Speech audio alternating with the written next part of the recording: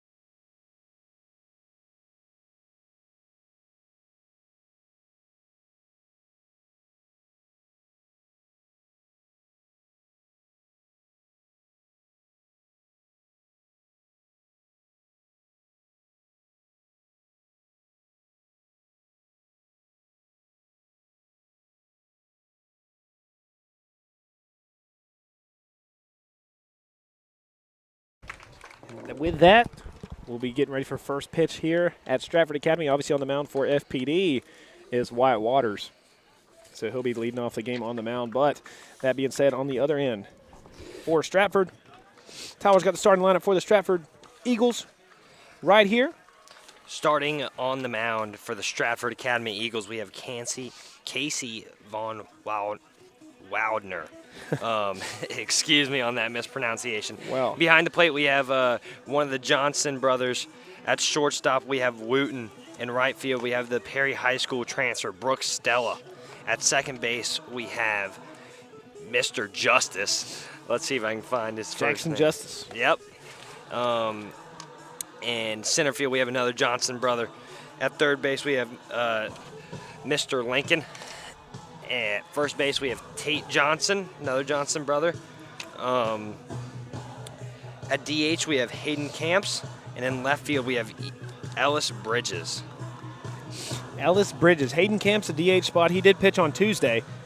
Had a pair of strikeouts. I believe he ended up with 5, but he gave up 5 runs, which kind of was the inning that kind of was the tell-all inning of that game. Was the third inning of the game on Tuesday against FPD, where FPD went on a scoring rampage, driving in 5 runs. Obviously, Major Simmons had that major home run, dead center field. 3 RBIs there picked up, brought in Keon Johnson and Brady McHugh with that home run jack. So he was able to pick up a big RBI moment there. But today is a new day. Today's a new game, and Stratford's here to play. They're not going to back down. FPD is a very formidable opponent tonight for the Vikings. And here comes Keon Johnson stepping up to the plate. Let's see what he can do here. This pitcher, Casey, looks like he moves well. Fastball out to start the at-bat. So Casey Von Waldner, the junior for the Eagles. And Tyler, with you being a college pitcher for the Middle Georgia State Knights, if you're Waldner here and you're facing a guy with obviously the caliber of player that Keon Johnson is, what's your approach here? I mean, you don't want to give him anything over the heart of plate. That's a lot of high school baseball. As they just gave him one right over the heart of the plate fastball in the right center. Keon Johnson's running first, going to second, throwing to second, head first live, double for Keon Johnson to start the game. So Johnson will double up to start the game. He'll be safe at second.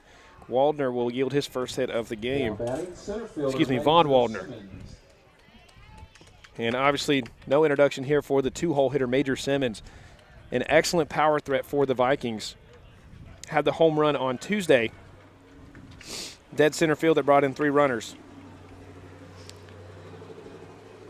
So he'll be up to bat, Vaughn Waldner.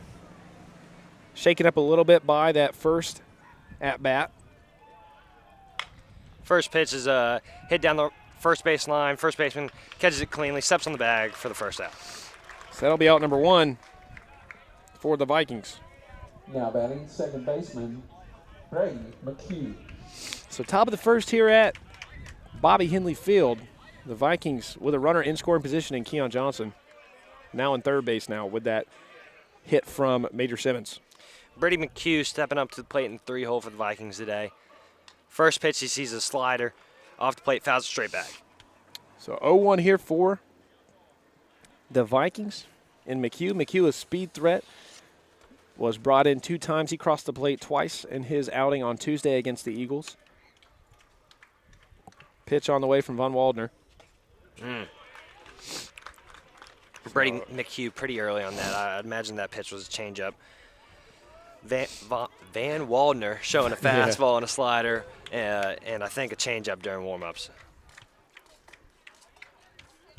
The 0-2 slider off the plate gets him swinging, strike 3. The Eagles have 2 outs. So Brady McHugh sat down on strikes. Von Waldner will tell him to head back to the dugout. And now brings up the 4-hole cleanup man. Wyatt Waters looking to bring in the runner Johnson at third. 2 back-to-back outs for the Vikings. Last thing you want to do is leave this guy stranded. As there's a weak ground ball to second base, thrown over to first base, easy play, inning over. So that'll be out number 3. They left Keon Johnson in scoring position, left him stranded at third. Wyatt Waters grounds out to second base, and now we'll move to the bottom of the first inning. We'll stay here. We won't take a break. And Tyler, Stratford, obviously, with an FPD alum as their coach, Barry Veal. Obviously a very storied career. Played for the Tigers in the MLB, and obviously FPD, known for having a lot of really good athletes come out of their school. What do you know about FPD, Tyler? What can you tell us? FPD, we've seen John Rocker, Braves legend, come out of FPD. He was the Braves closer for a while in that late 90s where they were going to the World Series almost every year. In his prime years with the Braves, he had about a 2.5 ERA. In his time at FPD, and he threw 3 no-hitters. Yeah. So that's just some crazy stuff from John Rocker in high school. We also got a guy named Austin Cox, 2015 grad. Yeah. Played for the Royals, I believe. And he spent some time with the Braves last year. So it'll be exciting to see if FPD can get another guy consistently in the bigs. Yeah. But for Stratford, as Aiden already mentioned, we got Barry Veal as the head coach. The Eagles are 11-2 this year. They have 2 losses on the season. Pinewood Christian Academy and FPD this past Tuesday. 7 of their 11 wins come from run rule. One of their wins comes from a 9-inning thriller against George Walton, where Stratford Academy scored 5 runs on the top of the 5th. Stratford Academy is 6-0 at home. They're currently ranked 5th in District 6, and Max Preps has them ranked 26th in the state of Georgia.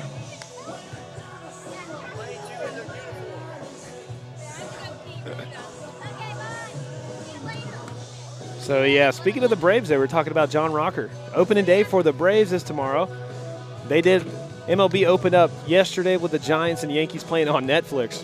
Of all places, nobody really would have thought that would have been a thing. I'm saying. That Netflix would have been hosting the opening day game between the Giants and the Yankees.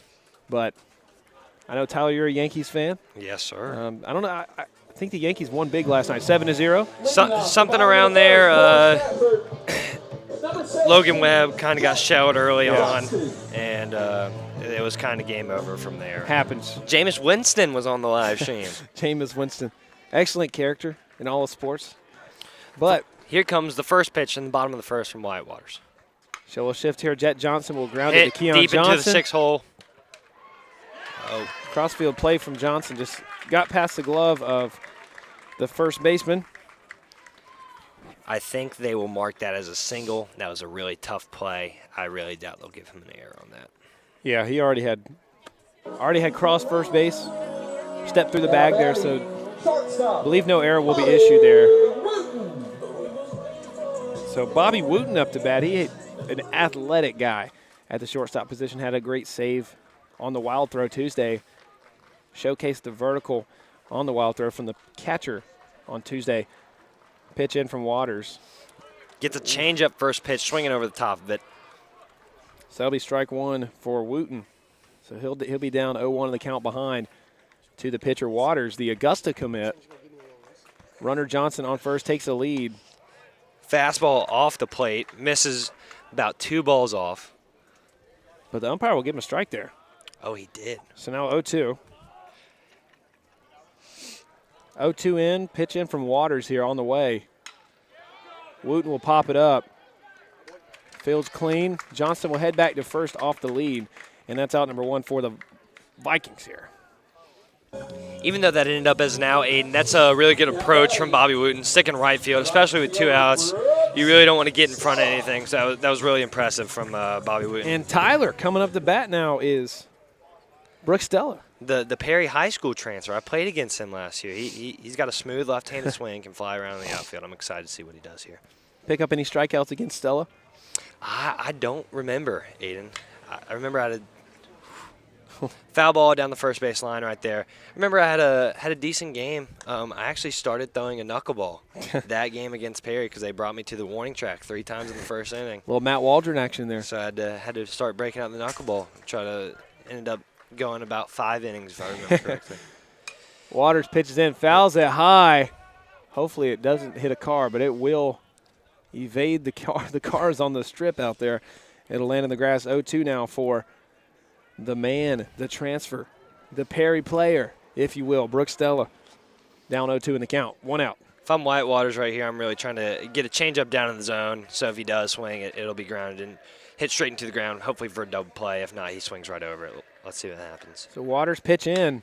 Stanyan. Changeup, I think that was left up. That might go out. Stella. Brooks Stella with a 2-run bomb for the Stratford Academy Eagles in the bottom of the first. So Brooks Stella gets the pitch that he wants across the plate and smacks it over the Blue Monster here at Stratford Academy. And that will be an early lead now as Stella catapults the Eagles to a 2-0 lead here. Home run over the pitcher Wyatt Waters. So 2-0 now here at Stratford. Bobby Henley Field. And as the Stadium PA plays Fly Like an Eagle from Steve Miller Band, that ball sure was soaring. And now the Eagles are flying high, up 2-0. Second baseman, Jackson Justice. And this is where you really see what a pitcher is made of. After giving up a home run like that, let's see if he gets straight back into the strike zone, as he does with first pitch on the outside corner. So now 0-1. And that's really the toughest thing, Tyler. I'm sure you've had to experience this too as your many days as a pitcher. Giving up that home run, what is your response, or what do you do to get back in the zone on that next batter? I mean, you really got to look at it as baseball is one of the hardest things to do in all sports, hitting a baseball. So knowing that he did a really good job there, no matter where the pitch was, even if he made a mistake, is just really good on him. So you got to not get shaken up by that at all. You got to keep pounding the strike zone, because once you start walking people is when you get in a lot more trouble than giving up hard hit balls.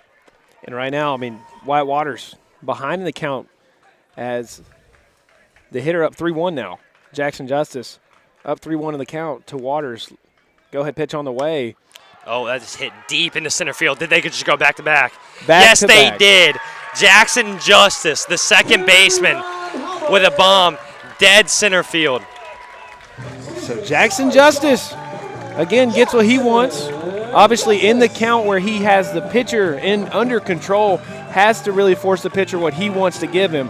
So Wyatt Waters gives him something across the heart of the plate, and Jackson Justice goes back-to-back for the Eagles as they continue to rise up and fly high as Freebird plays at Bobby Henley Field at Stratford Academy. The Eagles now lead 3-0. And Wyatt Waters has got to settle in before it gets out of control. Now down 3-0, the Vikings. So Tucker Johnston now up to bat for the Eagles. One of the outfielders. Tucker Johnson is starting in center field today. Let's see what the first pitch is. I think that was a changeup inside part of the plate, swung right over it. So 0-1 now. Waters with excellent response to that back-to-back home run he gave up. And I think that's a great strategy moving forward. You got to start throwing a lot more off-speed pitches as the changeup is fouled down left field line, out of play, into the playground right off of left Watch field. out back there if you're a kid in the playground. Don't want to get caught by a stray ball. I was watching that, make sure my car didn't get hit. I don't want to go home with a bill to fix the glass here. So pitch in from Waters to Johnston. Johnston swings and misses. Gets him on the changeup, fanning out early. I think that might have been 3 straight changeups that got Tucker Johnston out right there, which is a great strategy. You can see that they were on the fastball early, and to succeed in high school, that's all you really need to be able to do is jump on the fastball. So if you got a good secondary pitch, you're going to go pretty far into baseball games. And that right there is why I stopped playing baseball past the 5th grade level.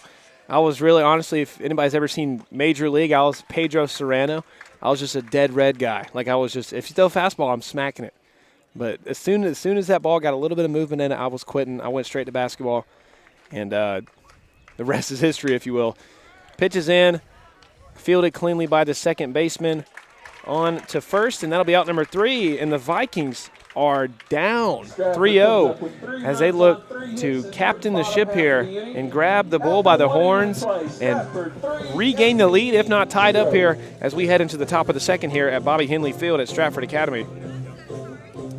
So, Tyler, already we've seen our fair share of the hitting approach from Stratford. If you're FPD going into this down 3-0, if you're Coach Moore, what are you telling your squad, your 9 guys that are in that batting lineup, what are you telling them to get their approach to be at the plate?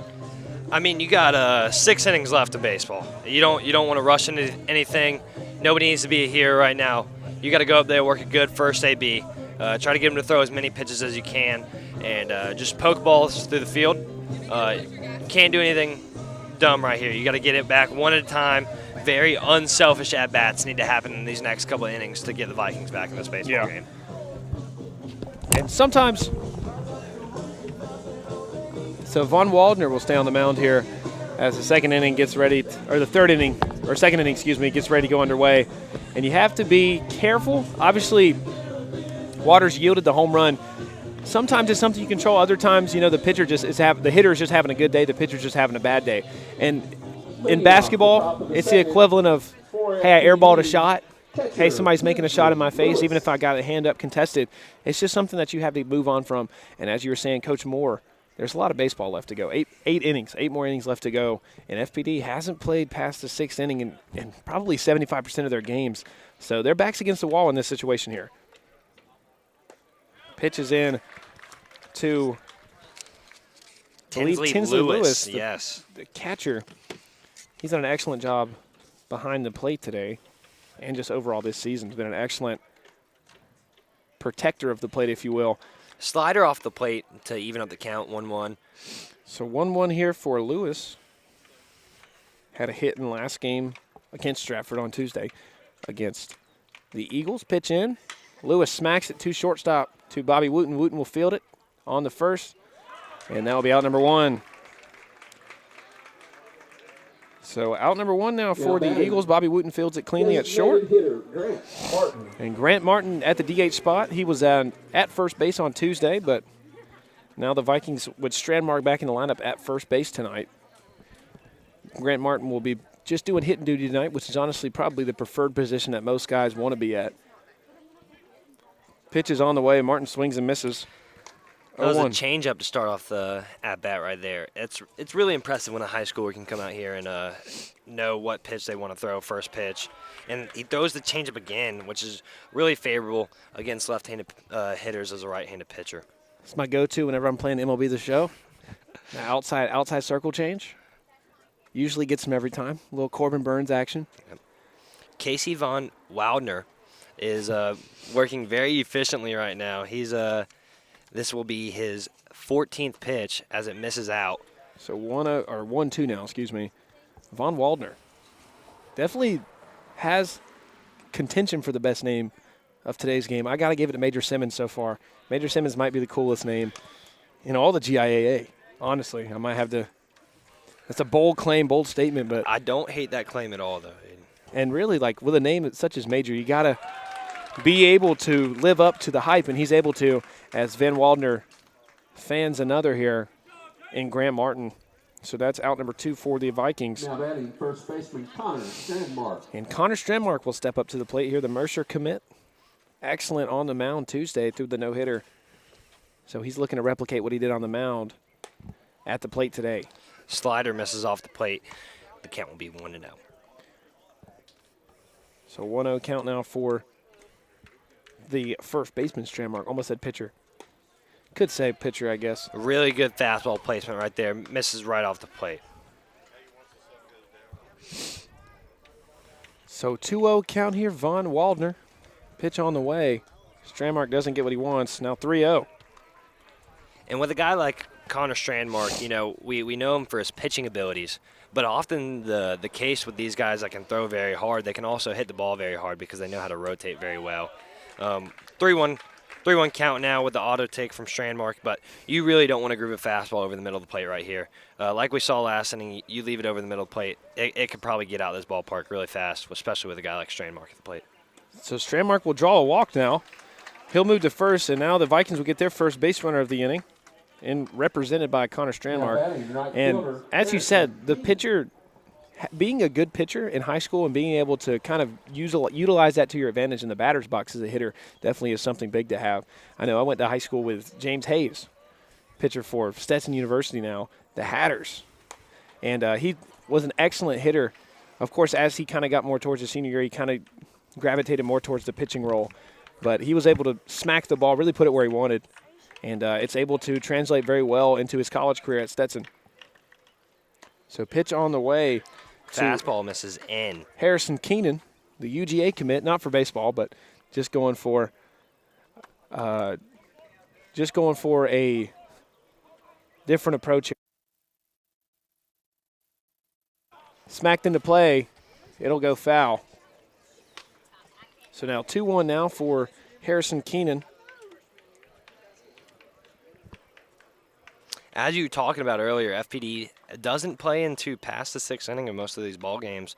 And Stratford, as I said earlier, has gone into a 9-inning game before, and that's really rare in high school. And they put up a 5 spot in extra innings. So this is not really a team that you want to get dangerous with in extra innings. As a 3-1 is swung on an elevated fastball, fouled straight back. So Harrison Keenan will foul it back. Now full count for Von Waldner. Sounds like a Marvel villain. Von Waldner, Victor Von Doom. As Harrison Keenan gets his approach here at the plate, runner on first in Strandmark. Strandmark will go, but he'll be waved off ultimately because that'll be ball 4. So now 2 outs, still runner in scoring position with Strandmark. Now batting third Sam Bryant. Sam Bryant. Up to bat now for the Vikings. And as a pitching coach or a head coach right here, you're definitely thinking about taking a mound visit soon. That's back-to-back walks and 2 outs. You really want to get him to focus back up right here before getting to the top of the lineup. As first pitch is fouled right back, the count will be 0-1. And if you're Coach Veal, you mentioned the mound visit, definitely something that you really need to do here soon, especially since you're early on in the count, because FPD, if they get runners on base, really they're dangerous as it's smacked in to play but rolls foul ultimately for Bryant. And FPD has been a team that's been able to put up offensive numbers, been able to score double digits mostly in all their games this year. And really once they get going, it's really hard to stop the train, really, really hard to derail it. So Von Waldner has got to do his best to conduct the defense not only in the infield but just to be able to rally his guys, especially up 3-0. You don't want to give that up anytime soon. Here comes the 0-2 pitch here in a second. You're really hoping for a slider off the plate here. You don't want to give this guy anything to hit because you know he's going to be hacking. Ooh, and he gets it, strike 3. He gets the 0-2 slider off the plate. I think the umpire might have been a little generous right there, but that's great execution from Mr. Waters. Right? So Mr. Van Waldner. That'll be strike 3. Van Waldner fans Bryant to end the inning. And we'll go to the bottom of the 3rd. We'll take a little break. We'll be right back on Middle Georgia Sports Live.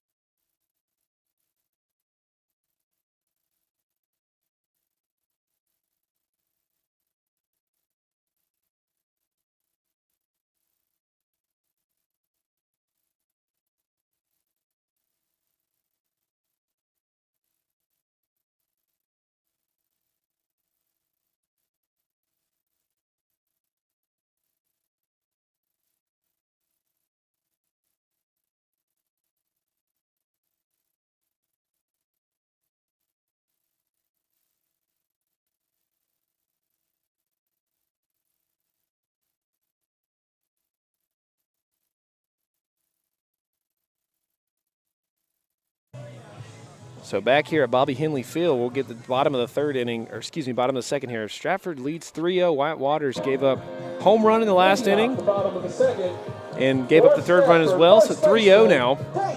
3 runs on 3 hits, not a bad clip. If you're Stratford here, it's definitely what you're looking for. Something encouraging that you can look at from the FPD perspective right now is even though he gave up 3 runs in the first, he's still moving pretty efficiently for giving up those 3 runs. He's only thrown 16 pitches, just had the 17th to start this at-bat, starting off 1-0 with a fastball low.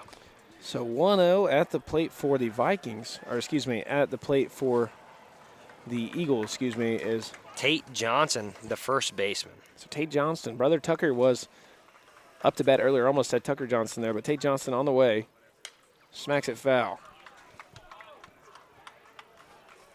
So 3-0 still. White Waters looking to just settle back in, get in the groove of things. Kind of got rattled and shelled a little bit in that first inning. 3 runs given up, and the big home run over center field, or back-to-back home runs to Stella in the back-to-back. So he'll pick up a strikeout there, swing and a miss. Gets him on the breaking ball, gets him out front. So strikeout there, gets the man Johnston to swing and miss to pick up his first strikeout of the day. Designated hitter, Peyton Camps. So Peyton Camps up to bat. He pitched on Tuesday, did an excellent job. 5 strikeouts on Tuesday's outing against the Vikings. He'll foul the first pitch back.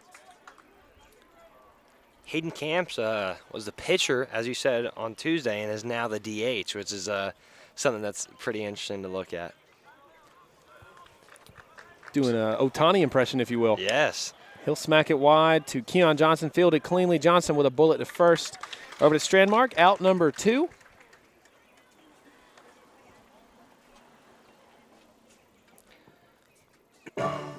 Wyatt Waters moving very efficiently in this second inning. Had a 4-pitch AB against Tate Johnson, first AB, and a 2-pitch out right there to Hayden Camp. Let's see if he can keep it up with it. Ellis Bridges, the left fielder. He'll appeal down to the first base umpire. Yes, he did. Say he'll go. So now 0-1 now. Man behind in the count. As Waters is ahead, pitch on the way. As something we don't even know how to commentate just happened. He kind of half-stepped towards the plate and stopped. Yeah, it won't constitute a balk, but it was just, again, like you said, very awkward to really say anything on that because you don't know what to say because he's just kind of there. And he'll get awarded the time, I guess, or 1-1 now on the way. Fastball misses low and away. It's 2-1. 2-1 count for Ellis Bridges. So 2-1 again. If you like what you see at Tatnall Square Academy, Braden Holder is on the call tonight. Oh, my goodness. Fouled straight back, 2-2 count. So, Mountain of Sales tonight is playing Tatnall. They played each other on Tuesday. We had Trent Jackson and Kyle Tucker on the call tonight. We got the lovely Braden Holder. He's doubling duty tonight. He's running production, and he's also giving a little bit of play-by-play, if you will. So go tune in, give him some love on Middle Georgia Sports Live. That's Tatnall versus Mountain of Sales. And the 2-2 breaking ball misses up. It'll run it to a full count. It's now a full count now for the man at the plate for the Eagles, Mr. Lincoln. That was Ellis Bridges with the walk. Ellis Bridges will go now to first. So first base runner of the inning represented by Ellis Bridges. Not Lincoln. It's a long day, ladies and gentlemen. Even though it is 7:30, there's a lot of stuff that goes on before this that could tire us out. But, again, there's no excuse here. I got to get that right. Anyways, now number 17 for the Eagles, Jet Johnston. Flips back to the top of the lineup. You really hate to see that 2-out walk there. Hoping that he can go get a quick out right here. As number 17 swings, fouled straight back. And the 2-hole, Bobby Wooten will hand the baseball back to the umpire. What a nice guy. What a great guy. Never really see a ball boy in baseball, but, sometimes if you're able to get there, show a little bit of sportsmanship, that's what you like to see. And Bobby Wooten exemplifies that with that nice handoff back to the umpire. Pitch on the way. Ball will get away from the catcher. Ellis Bridges will elect not to move up. I think he probably could have gotten there, but you'd rather be safe than sorry. especially with the top of the lineup coming up. Yeah, pitch got away from Lewis there. Johnson was able to get on base in the first inning, which led to the 2-run home run from Jackson Justice. Brooks Stella, Brooks Stella. He had a infield single into the 5-6 hole where Keon Johnson could not get it there in time. It was a really tough play. 2-1 pitch on the way. Now evens up with strike 2. Whitewater's looking just to bounce back and pick up another strikeout of the night, 2 outs, 1 runner on in Ellis. And 2s are wild on the scoreboard. 2 balls, 2 strikes, 2 outs, as there is a baseball superstition happening somewhere, I hope. And I see it in the first base dugout. So that will be ball 3. Count is now full. So 2 outs again, 1 runner on in Ellis.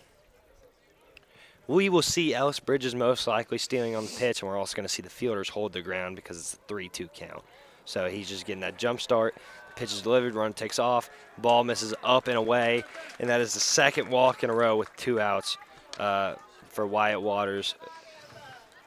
Ellis will move into scoring position on that walk to Johnston. And Bobby Wooten up to bat. I believe he was able to come up with a home run. Bobby Wooten flew out to right field last inning, and then Brooks Stella. Brooks Stella hit the home run, then Jackson Justice hit the home run, back-to-back home runs. Reason why we got a guy keeping the book here because, sometimes we mess up here, and everybody's human, but there's a good reason why we have 2 guys here tonight just to be able to correct those mistakes, be able to get it right. Pitch in to Wooten, wide right. So now 1-0. So 1-0 count here. Wooten will take his approach. Obviously a speed threat on the bases here. If he's going to ground it in, you got to be quick to field it and throw it. As that pitch is in, gets away from Lewis. Man, Ellis is giving chase to third. He'll get in safe. Now 2-0. Tinsley Lewis lets that ball goes past. And kind of an uncharacteristic look from Tinsley Lewis. Rather efficient catcher from behind the dish. Usually able to come up with anything that comes in front of him. But tonight he's just seems to be rattled a little bit. Maybe it's the new playing field, maybe the case of the yips, if you will. I know that's a big thing in baseball. That is a big thing in baseball. So 2-0 now. Waters, pitch on the way to Wooten. Wooten smacks it left, gets past the third baseman. And now a throw in to home. Man rounds plate Johnson, and Bobby Wooten will get a double on that. And he'll bring in 2 runners there, 2 ribbies there for Bobby Wooten, the shortstop. Now 5-0 as the lead has increased. And the Eagles are backing the Vikings further and further up against the wall as they're going to have to climb out of this deficit they've fallen into. As Wyatt Waters giving up 5 runs so far. Bobby Wooten, will clear the bases, and he'll be on second base in scoring position with 2 outs. As the manager, Greg Moore, will come out. He'll talk to his pitcher, Wyatt Waters, giving up 5 runs here. If you're Coach Moore, what are you saying to Waters after you've given up 5 runs early on? I mean, in this specific inning, he got 2 quick outs and then got 2 walks and then got 2-0 on Bobby Wooten. So he got 2 outs quick, probably had went into cruise control a little bit, lost a little bit of focus. And so if I'm Coach Moore, I'm telling him right here, hey, you were really good this inning when you were focused. So let's make sure we dial it in, playing catch with the catcher. I imagine he's probably going to start Brooks Stella with a changeup. Just because he hit out a fastball in the first inning. You really don't want to give him something to hit again. You're going to want to give him a different look. And again, you're hoping he hits something into the ground right here with the changeup, which is going to make it harder for that runner on second to score. Yeah. And Stella, obviously power threat, had the home run his last at-bat in the first inning. So he's going to look to replicate this again. And as you were saying, Waters can't get complacent out there on the mound and he starts him with the changeup. He rolls it over to second base. Nobody's at first base. He throws it to first. Let's see what the call is. He calls him out. What an amazing play by Wyatt Waters. The second baseman went over to his glove side to field it. The first baseman got caught in no man's land, couldn't decide between whether getting the ball or first. And Wyatt Waters makes an amazing baseball play by getting over. So that will bring the score to 5-0 as the bottom of the second inning concludes. And we move on to the third here at Middle Georgia Sports Live. We'll take a little bit of a break, and we'll be right back with the rest of the third inning here on MGSL.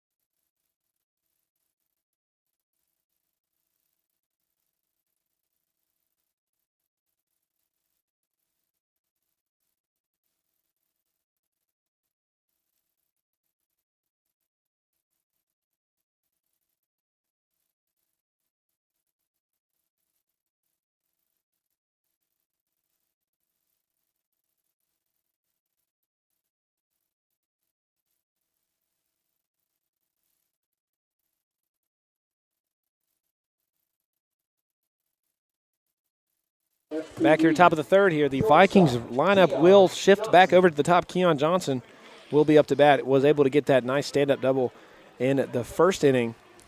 And Tuesday he was rather quiet from the plate, but today he started off great. Pitches in from Von Waldner, and he'll hold off now 1-0. You know, Aiden, the great thing about being at a place here at Bobby Henley Field with a rivalry like this, with guys on the field like Brooks Stella, Keon Johnson, Connor Strandmark, you find some great photographers here. Of course. We got a buddy here, captured by Bogue. He's doing an awesome job out here. Shots by Noah, and we've seen some other photographers out here. They're doing a really good job. Big B visuals. We'll see just about everybody out here. You never know. But Keon Johnson now ahead in the count, up 3-0. Probably going to get walked here from Van Waldner. 3-1 count now. Van Waldner was able to put that in the zone for a strike. So now 3-1. Keon Johnson looking to get on base here. Had the double in the first. Pitch on the way.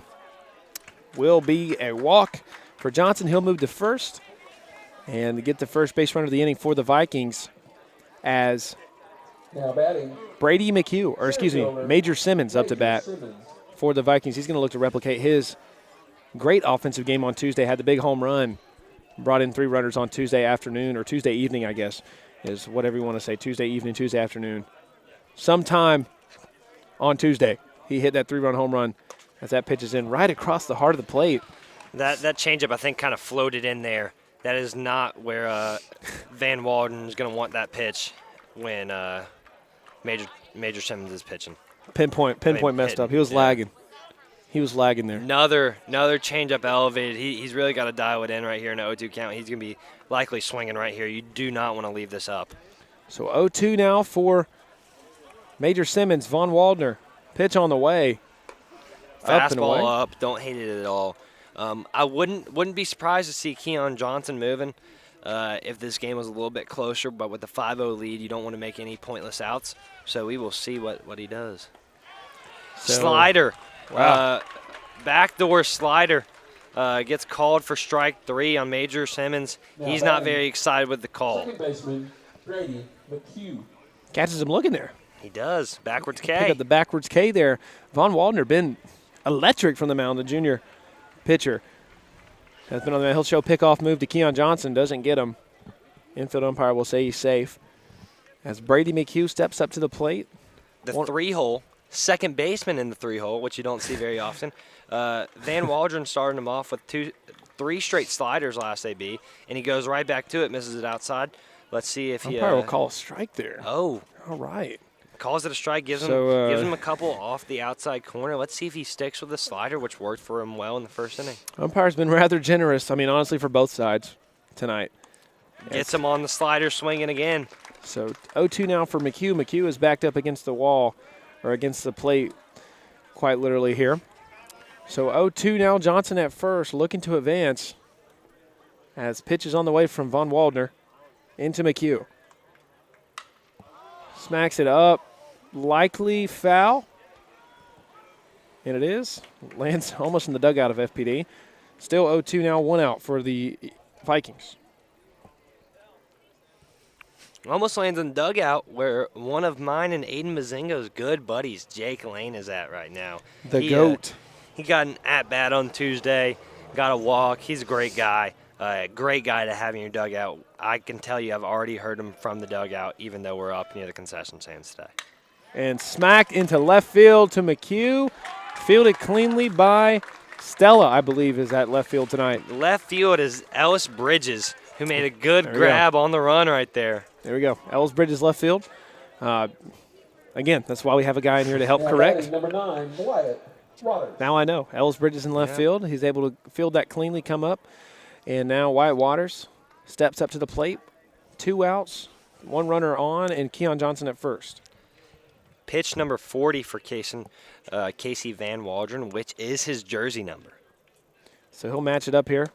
Swing and a miss from Wyatt Waters, who is looking to get something started here, even on the offensive end. Because on the defensive end, he's given up 5 runs, hasn't been terrible, hasn't really done a bad job from the plate. It's just the bats for the Eagles tonight have been just flying, and they've been hot. And Van Waldron is going to do his best to limit the attack from the Vikings and put the Eagles in another chance, in another position to get some runs in. And Keon Johnson takes off, swinging down the third base line's foul ball. Keon Johnson got a really good jump right there. They had no chance of throwing him out. So Johnson is just going to stay in stride. He's not even going to slow down. He'll hustle back to first base. Now 0-2 for Waters. I wouldn't be surprised to see him moving again, knowing that the batter is likely to swing. And anything that he's not going to swing at is likely going to be too much of a ball for the catcher to really handle. Pitch on the way. Waters swings and a miss. That'll be strike 3. Von Waldner. I believe that's right. He'll pick up his 4th or 5th strikeout of the night. And that will spell the end of the inning for the Vikings as they move to the bottom of the 3rd here at Bobby Henley Field. And Bobby Henley Field is named after Bobby Henley, who played here at Stratford Academy. So he once pitched in a game and gave up only 1 hit the whole entire game in the major leagues. I don't remember what team he played for, and that is a crazy feat to think about.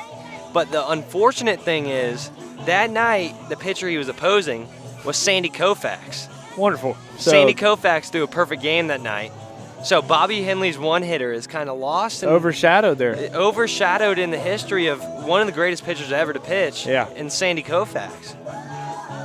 Koufax obviously had the Koufax curveball, nearly unhittable, and Bobby Henley's one-hitter was overshadowed again, as you said, by that perfect game. We'll give a shout-out to the FPD fans, obviously the FPD faithful. We're talking about Jake Lane, but you got to give a shout-out to Mr. Rusty Lane. To Mr. Rusty Lane, another great guy that we love to be around. He's here at the game tonight, showing some love to us. He's rocking the FPD gear. Obviously here to support his son, Jake Lane, but also to support the team as a whole. Rusty Lane, another one of those glue guys that you talk about. Yeah. One of the guys that kind of flies under the radar, but you never really know what he's doing because he's always there to help support. You don't know if he's gonna yell or if he's gonna be quiet. He's always one of those guys, again, kind of flies under the radar, don't want to be seen exactly, but his impact is always known and seen. And the second baseman, Jackson Justice, steps up to the plate here for his second AB of the day. He went yah in the first inning to give them a 3-0 lead. Now 5-0. First pitch is a ball low. The count will be 1-0. So 1-0 now for Justice. As we know, in the first inning, smacked that ball over the monster, center field. Keon Johnson fields it nicely on to first base strand mark for out number 1. You know, people love to talk about how good Keon Johnson is at the plate, and no discredit to him, but the way he moves in the field, Aiden, is just so impressive, just how smooth he moves, how athletically he moves. You can definitely see why he has a lot of interest from the collegiate level and the professional level. And that's one of the things on his scouting report, is his ability to make fielding plays look so smooth and effortless. And that's really one of the biggest things that's the draw towards him. Obviously, he's an excellent hitter, 550 on the year, but what he can do at the plate is kind of overshadowed, honestly, by how he plays in the field and how he is able to move so cleanly. at that shortstop position as the pitch is in. Waters nearly clips the batter, but no dice.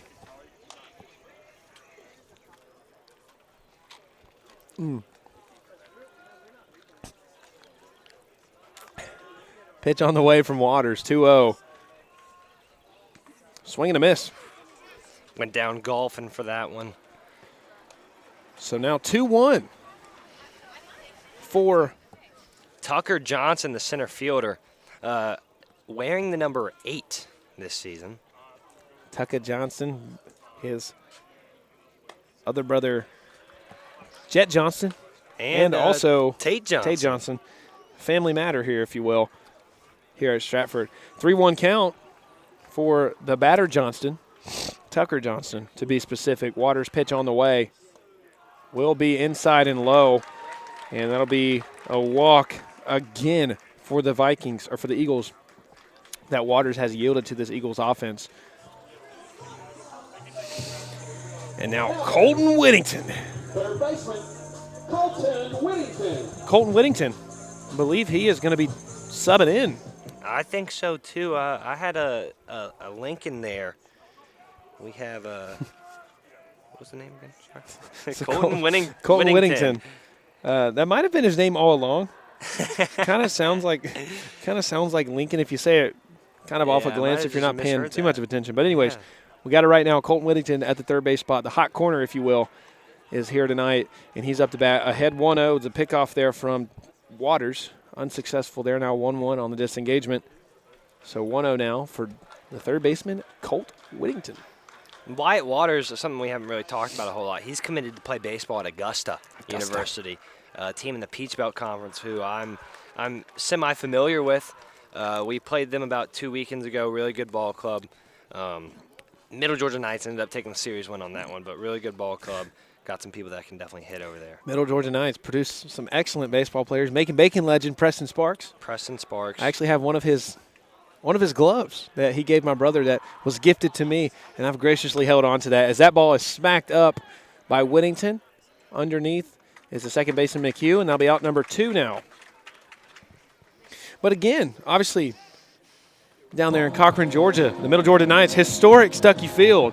Historic Stuckey Field. Tell us how the energy is on game day down there at historic Stuckey Field. Man, the time at Stuckey Field on game day is awesome. We got a great group of guys at Middle Georgia State University.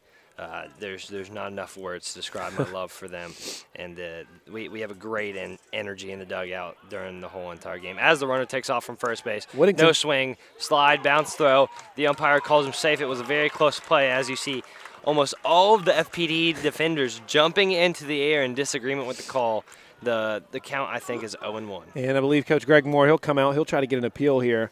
But the umpire's got to call what he sees here. You can't really overturn this without video review. So it's kind of tough to really state your case here because you're really not going to get much from the umpire. You can't really overturn that, again, without video review. So most likely Johnston will be safe on the steal. But it looked to be – that was a great throw from Tinsley Lewis to be able to just get that throw off in time to the second baseman McHugh, who was covering. And Greg Moore will share a few choice words, if you will, to the umpire in the infield on what he believes that call should have been. A throw from the knees was really impressive, too, from Tinsley Lewis. But nonetheless, 2 outs, big lead there at the second base from Johnston as the pitch is on the way to Johnston.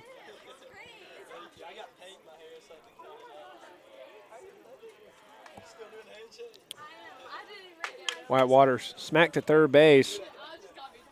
Will hold off. Gave chase to the runner, but he'll throw it to first to Strand Mark. They'll be out number 3 for the Vikings. As we move to the top of the 5th. Or excuse me, top of the 4th inning here at Stratford Academy, Bobby Henley Field. Notorious one-hitter, Bobby Henley. We'll go to the top of the 4th. We'll be right back on Middle Georgia Sports Live.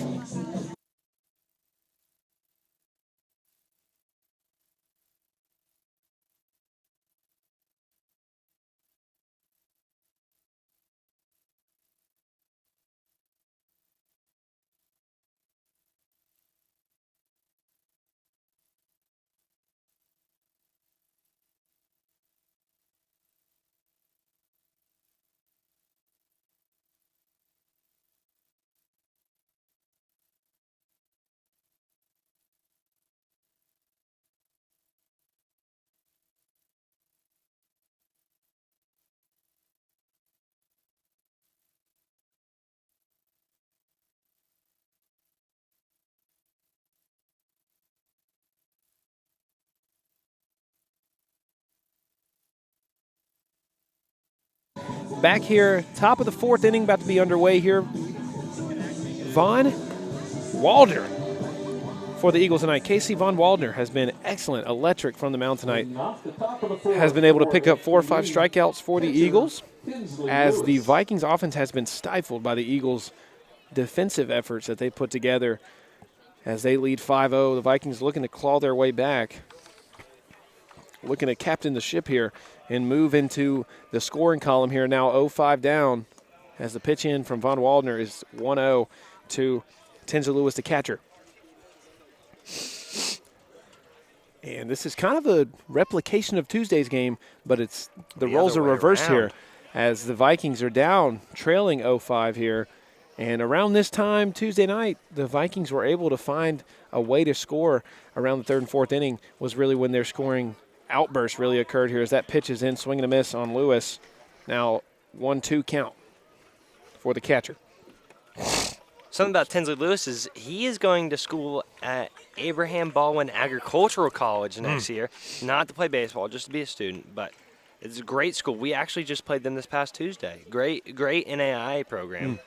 Semi-new NAIA program, but I think they're ranked 24th in the nation right now. Dang. We were able to be at ABAC for the state tournament for GIA basketball. We did the quarterfinal games down there at ABAC and also at Columbus State. We're able to get coverage down there as that pitch is fouled off 2-2 there. An excellent school, kind of located in the heart of Tifton, and it's a beautiful campus down there, kind of homey feeling, if you will. Really comfortable down there. The Stallions and the Fighting Phillies of Abraham Baldwin Agricultural College. And speaking of ABAC, Jake Lane. Going there for grass turf management, Jake Lane is. Which is honestly all the rage these days for terms of just a future and career of turf grass management. Like really, there's a lot that you could do there. A lot, especially like in the sports world, as a lot of teams professionally. I know most teams in the baseball kind of like to keep it on grass as that pitch is knocked down. Excellent play from Tinsley Lewis to be able to get that and just beat it out. So now he has the first runner on for the Vikings. But, again, back to turf grass management. Where I'm stuck on that topic right now. There's a lot you can do in the field there professionally. Jake Lane and me have had plenty of conversations talking about if somebody come fix my grass once I'm a head baseball coach somewhere. Hey, I mean, and honestly, it's not a bad gig. Like, especially, I mean, of course, we're about to get on the business side of it. You don't have to pay as much to keep it kept up. Yeah. As opposed to natural grass, having to just cut it daily, or not, I guess daily if you will, if you're that really committed to it, as that first pitch is in 0-1. But that being said, we'll get back to the action here. Grant Martin at the plate, swinging a mint green combat. And the changeup low, he's swings early on it, over the top on it. So Martin went down on strikeouts in his first appearance, I believe. He did. Went he down. saw a whole lot of changeups his first at-bat as well. Finally got it right that time as that pitch is outside. Now 1-2 to the DH, who also serves as a first baseman, but he's in the DH spot tonight, Grant Martin. Runner on first, and Tinsley Lewis. 0-2 count. Pitch on the way. Smack to first base. Lewis will give chase a second. Looking to double up on the play to Wooten. Onto first, but it's no good on the catch back to the pitcher, Von Waldron. So that'll still be a runner on first, and Grant Martin will be credited as a fielder's choice. Now batting, first And now Connor Strandmark up to bat for the Vikings. A tough play right there as a pitcher to get over, find the bag, find the ball, and all that. A lot you got to do in that one situation. As Strandmark looking to get something started on the offensive end, pitch in. Great pitch there from Von Waldron. Able to locate that outside corner for strike one.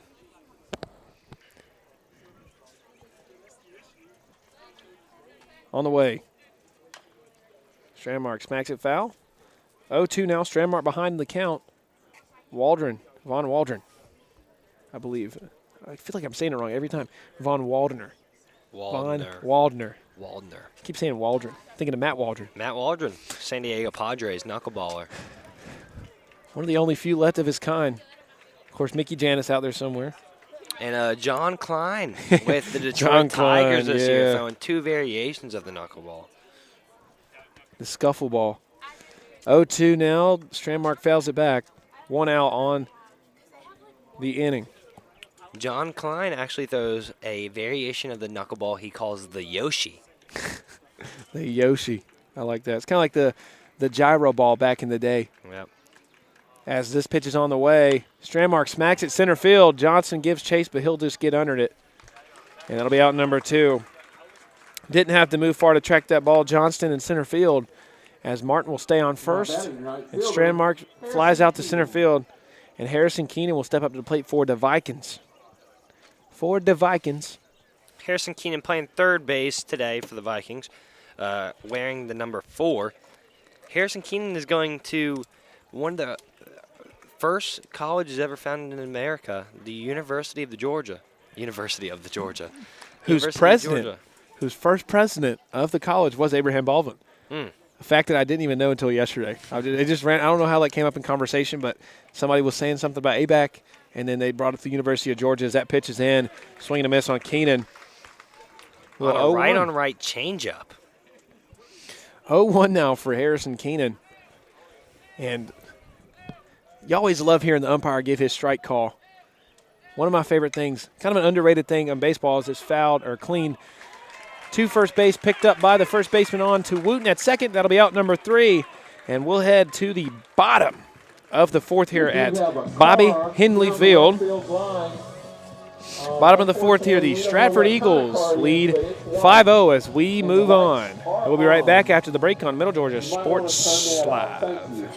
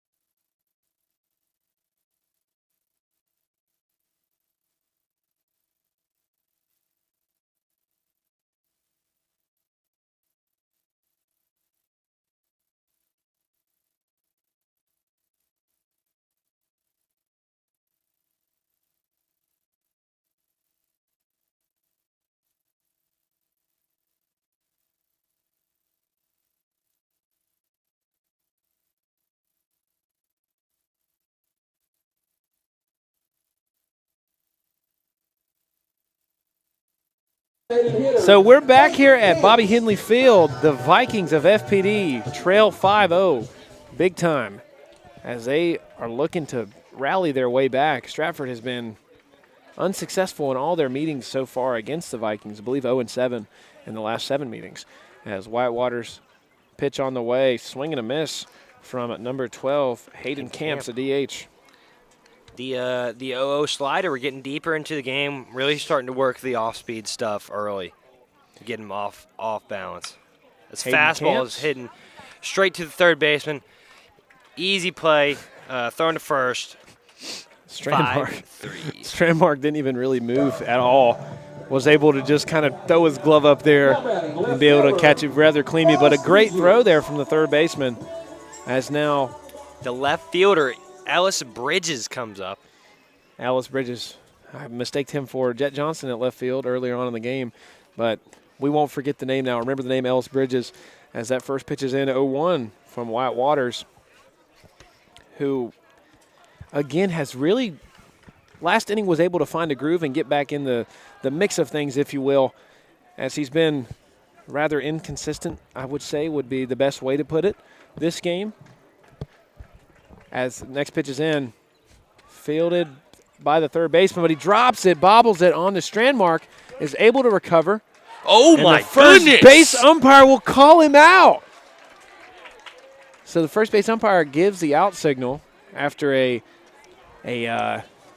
waiting period, if you will. I'm very surprised that Stratford is not going out to argue that call. I thought personally he was safe. It's obviously the umpire's call. It looked like he was safe. to be 100% honest, looked like he was 100% safe. Like, no contention there, but, the umpire, again, he's got the better angle than we have here at the concession stand. And then we will roll back to the top of the lineup, third time through. For Wyatt Waters, I wouldn't be surprised if we got somebody up and moving in the bullpen pretty soon, as it is becoming more and more popular in today's baseball to get them out even before they face the third time through the lineup because the batting average goes up so much. So J squared at the plate. Jed Johnson, pitch in. No strike. It'll be 1-0 for Johnson. 1-0 now for Jed Johnson, 2 outs down. Pitch on the way from Waters, excuse me. Almost said Drew Waters, who was a excellent Braves prospect back in the day. Him and Kristen Pache. Can y'all pass the news along that car that the lights are on is also running, and it's a Toyota Highlander? Can y'all pass that along? Thanks. So Wyatt Waters. We've just been informed in the parking lot, somebody's car is running. Somebody's car is running and the lights are on. Toyota Highlander. Well, you better go catch it. I'm just kidding. As the pitch on the way from Waters is now count evened up 2-2. So 2-2 count. Wyatt Waters looking to get back in the strikeout column against Jet Johnson. And the twos are wild again. Stratford Academy takes off their hat, shakes it. Fly ball into right field, pretty easy. The right fielder secures it. That will end the fourth inning. So out number 3, the right fielder for the Vikings is able to get underneath and field it nicely as Wyatt Waters continues to really find his groove again. That may be his last inning. Again, I'm not Coach Moore, so I can't really make the decision for him, but that will likely be the last inning for Wyatt Waters. Most likely there will be somebody warmed up going into the next inning. But needless to say, we'll be right back with the top of the 5th inning here on Middle Georgia Sports Live.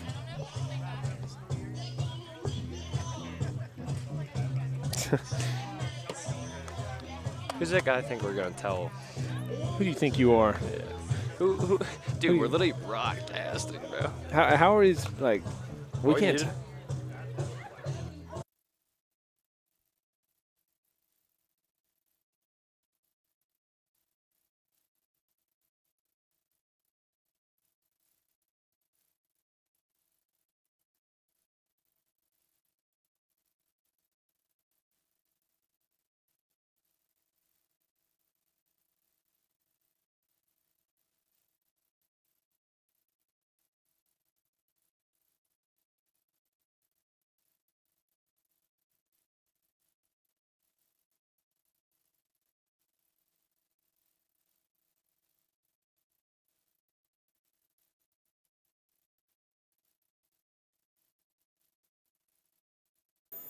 Back here at the top of the 5th there at Stratford Academy. And again, would like to inform you guys there is a car that has the lights on that is running in the parking lot. Toyota Highlander. A Toyota Highlander. My mom drives that. Shout out my mom. I know you might be listening. So Sam Bryant, the third baseman's up to bat for the Vikings as they look to get something here, down 5-0.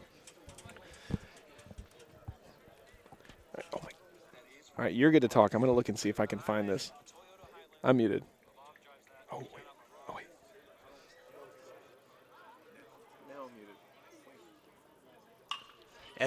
There's a drive into right field, gets over the reach of Stella. Bryant rounds first, head first slide into second base. First pitch double from the 9-hole. You love to see that if you're the head coach of the Vikings, because now you bring up probably your most dangerous batter in Keon Johnson, the Vanderbilt commit. I wouldn't. If Stratford Academy elects to walk Keon Johnson here, not a guy you want to give anything to hit right here. Probably going to work around him as the first pitch is missed up. Runner in scoring position now at second base, and Brian as the aforementioned Keon Johnson up to bat for the Vikings. Pitch is in and low, missed. Runner given to third, might get out here. He is safe at third. That was a risky play from the runner Bryant there, elected not to slide. and somehow works his way around the bag. We see Coach Veal yeah. coming out to talk to the umpires. Absolutely. Might ask for a second opinion from the home plate umpires. And I do not disagree with Coach Veal's discontent towards the umpire there on that call. I, too, if I was in that situation, I'm definitely calling time. I'm going on the field. I'm stating my case. I'm going to say, who do you think you are? You think you can call that play? You think you're calling me out there? My guy, brother, didn't even make a slide at third base. And it's a play there, so, like, you really need a slide to kind of make it interesting. But Sam Bryant stays stand up, and Veal will And go as we're state his waiting case. on this conversation to end, Russell Bryan played here in the Stratford Academy program. He got drafted out of Stratford Academy in 1994 in the 7th round by the Cleveland Guardians, the then Indians. He was a corner infielder and an outfielder.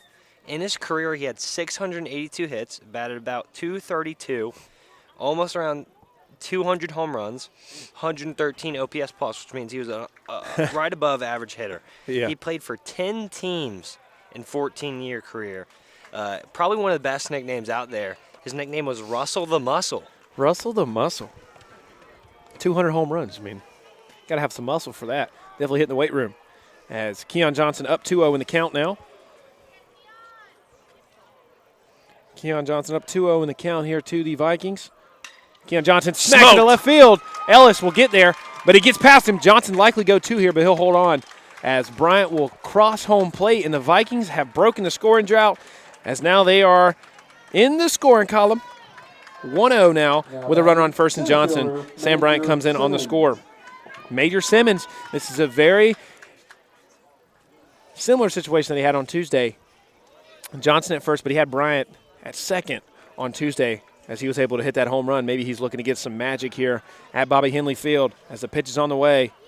Smacks it to first base, picked up cleanly, likely a double play here. No throw to first. Nobody was there. Smart play by Wooten. You don't want to risk him getting to second. So Wooten held off his throw because there wasn't somebody covering first base directly, so he's just going to hold off on the throw to first base. Coach Veal will come out. He'll have a visit with his guys in the infield, likely discussing why nobody was on first base on that double play opportunity. But I believe actually the infield umpire may have called the runner safe at second, but they're going to have a discussion here. He might also be arguing about the slide. He actually did not slide. So I don't. He peeled off. I thought he peeled off in time, but Coach Veal might be arguing Interference. that he did not peel off in time. So Coach Veal, second time this inning, he's had to come out and talk to the umpires. So Coach Veal will talk with the umpire. He'll get his 2 cents in, and they'll head back to their respective dugouts, and the umpire will head back behind the plate. Now One out. Stepping up, Brady McHugh. The 4-hole does not have a hit on the day. He has a strikeout and a line out to the left fielder. So Brady McHugh up to bat as the pitch is on the way. McHugh swings it. That is smacked high. I lost it. High, left fielder tracking it down. Ellis is able to make the grab? I think it hit the floor. Hit the grass. So Ellis misses it. Looked really close. It was almost a really good play from the left fielder. Hopefully he's okay. Barely misses it. Gets up a little slow, but he's able to recover well, and he'll get his hat. He'll head back to that left field spot. And that right there is kind of a tough play. Obviously, tracking that is definitely a difficult task to make. As Coach Veal steps out of the dugout for the 3rd time this inning, possibly going to check out in the left fielder, turns around, sees that he's good. So Coach Veal has been no stranger to exiting the dugout. As it's a 0-1 count now for the Vikings. And the batter for the Vikings and McHugh smacked that ball foul. Ellis wasn't able to come up with it. But nonetheless, it's a 0-2 count now for Von Waldron. No, it's not Von Waldron again. I said it wrong. Von Waldrop. As he'll fan 3. McHugh for out number 2. McHugh down for 2, and now Wyatt Waters up to bat for the Vikings. Top of the 5th. He's been, again, rather quiet on the offensive end as a defensive guy. He's been, again, rather inconsistent from both ends tonight, as the Vikings just have struggled as a whole to get anything started on the offensive end. This is a little bit of sign of life, definitely something encouraging if you're Coach Moore to see this inning. And this will be Van Walter's 67th pitch on the night. 6-7. Goes for a strike on the outside corner. Really great pitch from him there. So Von Waldrop. Oh my gosh, I keep saying Waldron. Anyways, pitches in. Misses outside. The count will even up 1-1. So 1-1. If you're Coach Veal, you're really hoping for him to get this out right here. Don't want anybody to get in a scoring position. You really want to stop the bleeding right here. Go into the bottom of the fifth, get yourself some more runs, more insurance runs. So check swing won't matter on Waters as he'll pick up strike 2. So now down in the count 1-2 is Wyatt Waters as Von Waldrop looks to Waldner. Gosh. Von something. Von We are W. So sorry, Van Walter family. Yeah, Von Waldner. If you guys are tuned in tonight, you know we're doing our best to get the name right, and we apologize. But the pitch is in for strike 3, and Wyatt Waters will get a little frustrated there with the strike 3 call as Von Waldner picks up, I believe, his 7th or 8th strikeout of the night. He's been excellent from the bump for the Vikings. As we'll move to the bottom of the 5th here, we'll take a little break. We'll be back on Middle Georgia Sports Live. That was the 7th. You're him. 7.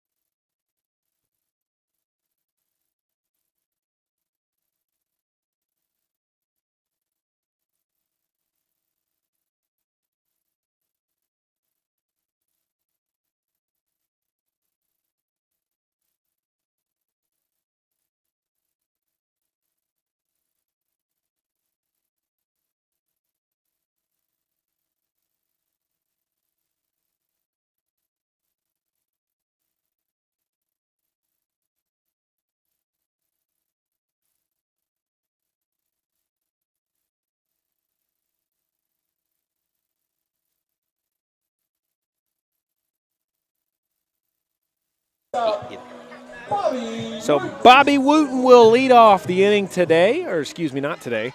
This inning, the bottom of the 5th, for the Eagles of Stratford Academy. He'll lead off. Wyatt Waters will stay on the mound. So pitch is in. Nice. Slider to start the AB. I thought it caught some of the plate. The umpire is going to say it did not. We'll see the catcher ask him where it was at. That looked to be a strike, I'm not going to lie, just from up here at the view. But again, umpire will see a little bit more, has a better view directly behind the plate as that ball gets past Lewis for ball number 2. No runners on as the 5th inning is nearing to the end here as we move closer and closer to crunch time in baseball. And guess what pitch number this will be for Wyatt Waters? 6-7. 67th pitch of the night for Wyatt Waters. Let's see what it is. On the way. Ball 3. out. I would definitely be looking into the dugout, looking into the bullpen to see if they have some movement going on here. Get Minter up. You do not want to leave him in for too much longer, especially if he starts issuing free passes. The 3-0. Pitch in. That will be a strike for Wooten. Umpire gave it a little bit of a comfortable amount of time before he made that call. 3-1 now. Wooten still in a very favorable count here. Waters is just going to look to get something maybe across the heart of the plate here as it's in. And it was a swing. It was a weird swing. He probably was trying to hold up at the last second. Kind of ran in on him. Could have been a two-seam fastball or changeup. As the count runs full. Looking like he was trying to lean into it a little bit too. Just kind of, again, had a little weird rotation in. Pitch in on the way. That's going to be ball 4. Front door slider thought to clip the strike zone. But the umpire says no good. And Wooten will walk it out to first base. Walk it out. Bobby Wooten moves to first. Brooks Stella has had an excellent night. He'll step up to the plate. Had a home run in the first inning A nice single shot, or a 2-run shot that was backed by Jackson Justice's home run. As we see Coach Moore come out to the mound, take the ball from Wyatt Waters. We will have a new pitcher coming, and it'll be interesting to see if Wyatt Waters goes back into the field or will be done for the night. So the pitcher is actually going to be Grant Martin. The DH. Number 12, he'll move into the pitching spot tonight, so likely the DH spot will be filled by somebody. We'll look to see who it is once the Vikings are up to bat. Again, he'll get his warm-up pitches, and again, we're warming you up to what you can see all the time here on Middle Georgia Sports Live. If you give us a subscribe on YouTube, a follow on Facebook, follow on Instagram, wherever you get your social media, Middle Georgia Sports at Middle Georgia Sports on Instagram. Give us a follow there. You'll get any notifications or any clips from any of our games, highlights, clips, interviews, all the things that you can hope for and wish for from the sports that we cover here at Middle Georgia Sports. From football to foosball, we'll be there. We'll be able to cover whatever you guys want here at Middle Georgia Sports. Again, I'm Aiden Mazingo on the call tonight. My partner Tyler Knight joining me tonight here at historic Bobley Henley Field at Stratford Academy as the Vikings have a personnel change. Grant Martin on the lefty. mound. Very strategic move from Coach Moore here as Brooks Stella, the lefty, coming up.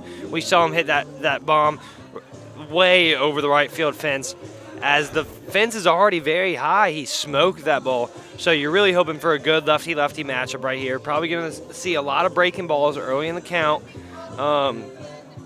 Really hoping for a double play here if you're the Vikings in red, so you can get back in quick, and you got to get something cooking fast on offense. Got to, because especially as the game nears the end, it's going to be a lot harder to climb out of that deficit as opposed if you're down 3-0 in the second inning. But come 7th inning and you're still down 3-0, it's a lot harder. Your margin of error becomes less and less. You have to be more. There's more room for you to be perfect than there is left for you to be imperfect, and there's less room for mistakes as you move down the stretch here.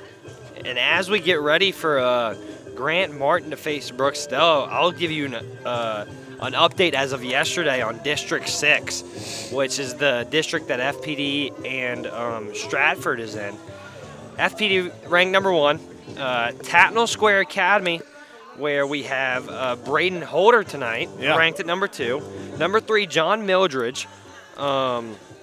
Number 4, Piedmont Academy. Number 5, your Stratford Academy Eagles. John Mildredge. And number 6, Mount DeSales, who has gotten a couple more wins this season than they have recently. Got a new coach. I got a good buddy, CJ Prana, over there.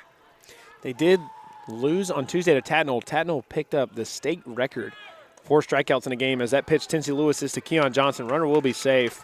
But the game at Tatnall Academy saw one of Tatnall's pitchers pick up 18 strikeouts, which is obviously, you got to win the game at that point, and they do. And, yeah, state record. Yeah, I mean, there's really nothing else to say. Brother was just hot. 7 innings, only 21 outs, Aiden. And that means he only got 3 outs not via the strikeout, which is super-duper impressive. Yeah.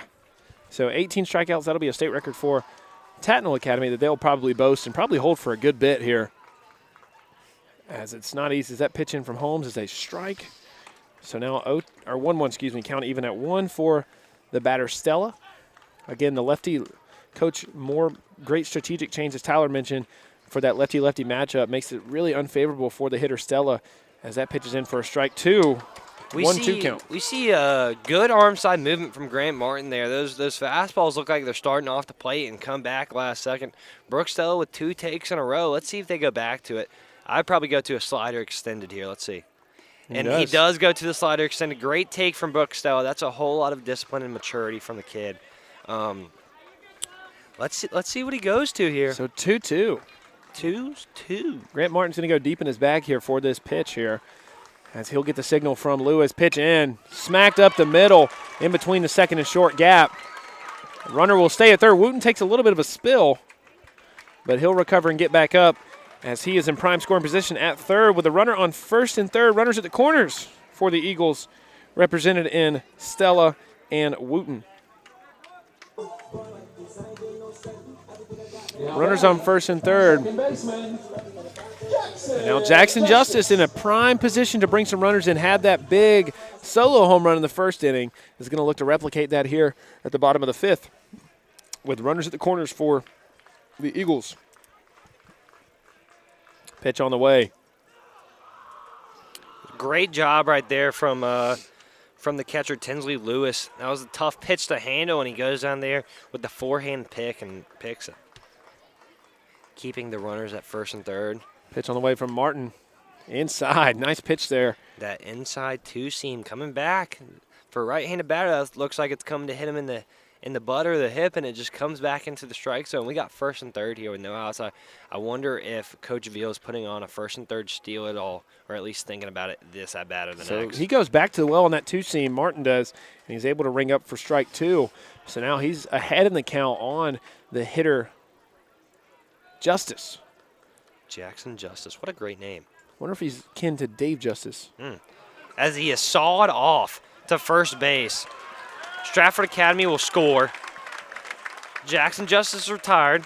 The run on first, Stella, will move to second base.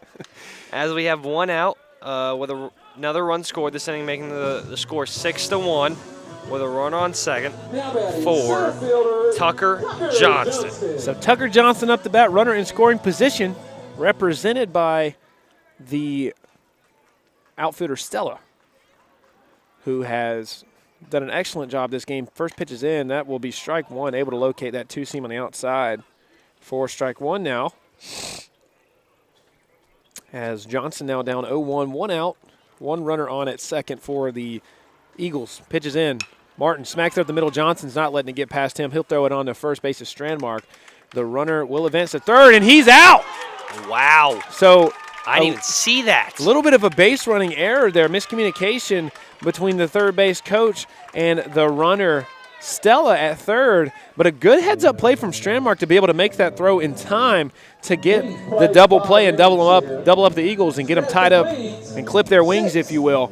So 6-1 now. We'll move on to the 6th inning, the top of the 6th inning here at Bobby Henley Field, as the Eagles look to close out what's been a great night already of baseball and pick up their first win in a long time against the Vikings. We'll be right back on Middle Georgia Sports Live.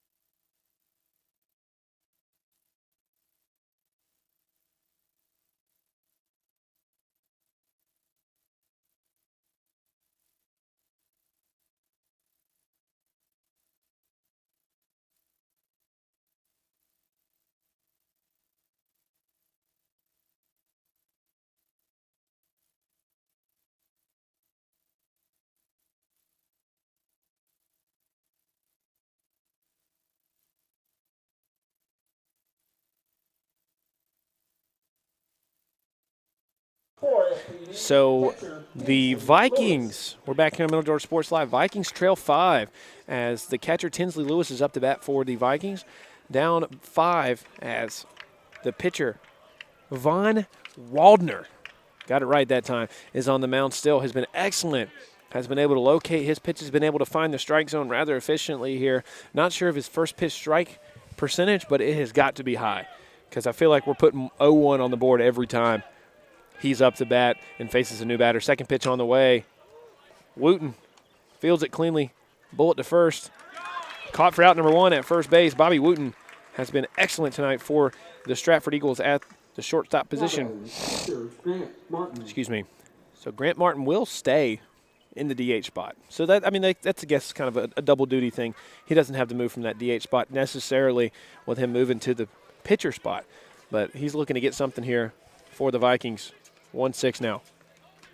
Pitch on the way. Martin fouls it wide. And that will bounce outside of the gates for a foul. 1-6 here. Vikings trail 5. Pitch on the way from Waldner. Outside. So now 1-1 even count with 1 out. On the way. Good slider right there from Van Waldner, but Grant Martin does not bite on it. So 2-1. 2-1 now for Grant Martin, the DH and pitcher.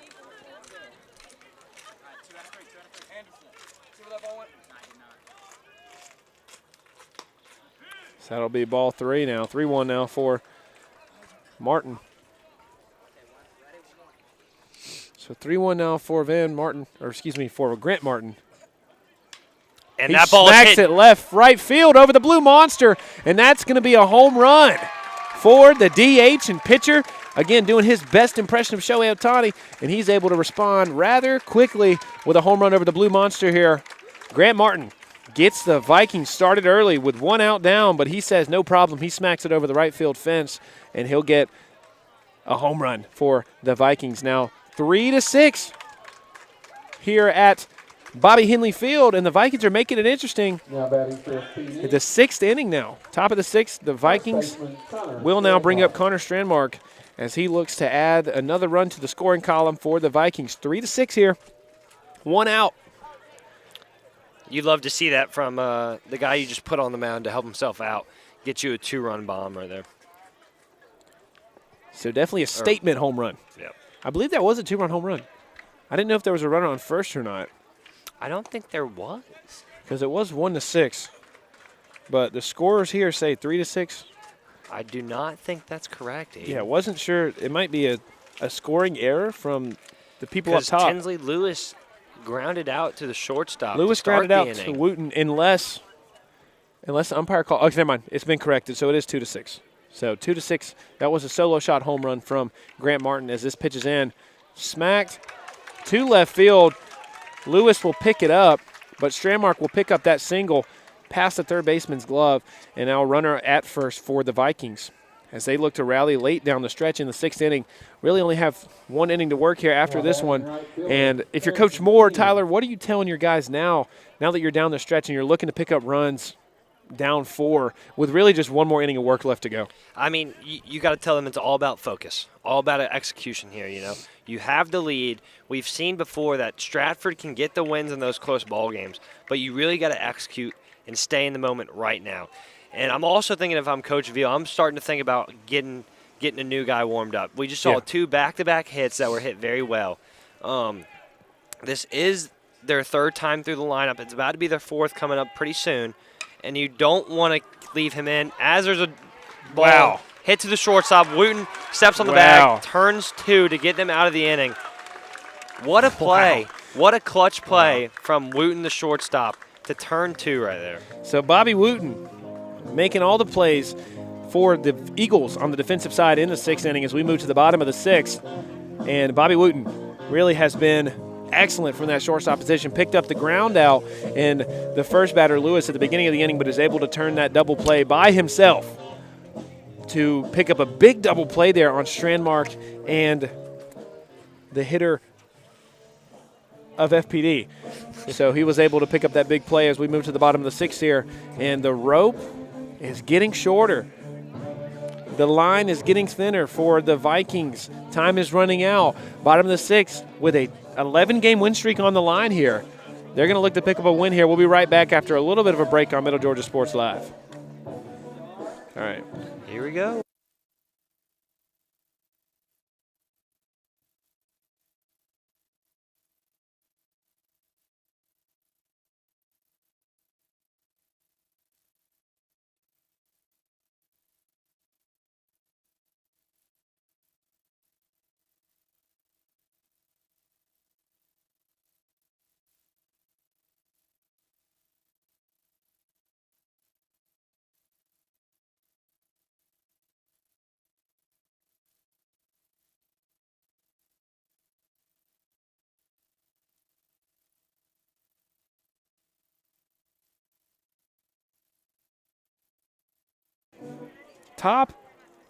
Bottom of the 6th, Bottom of the 6th, the Vikings.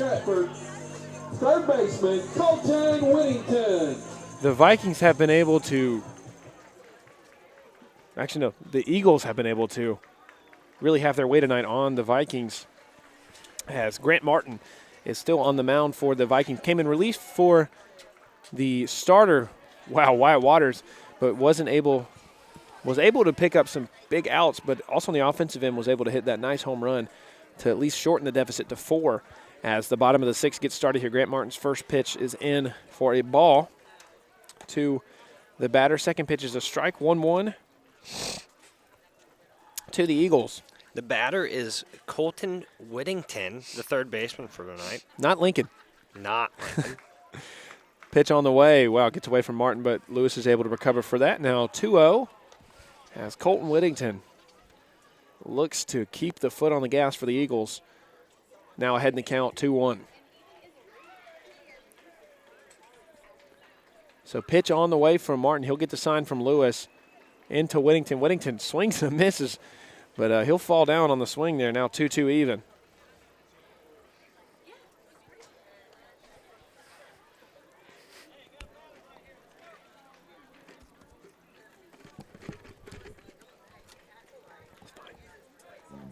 So 2-2 even count. Whittington up to bat.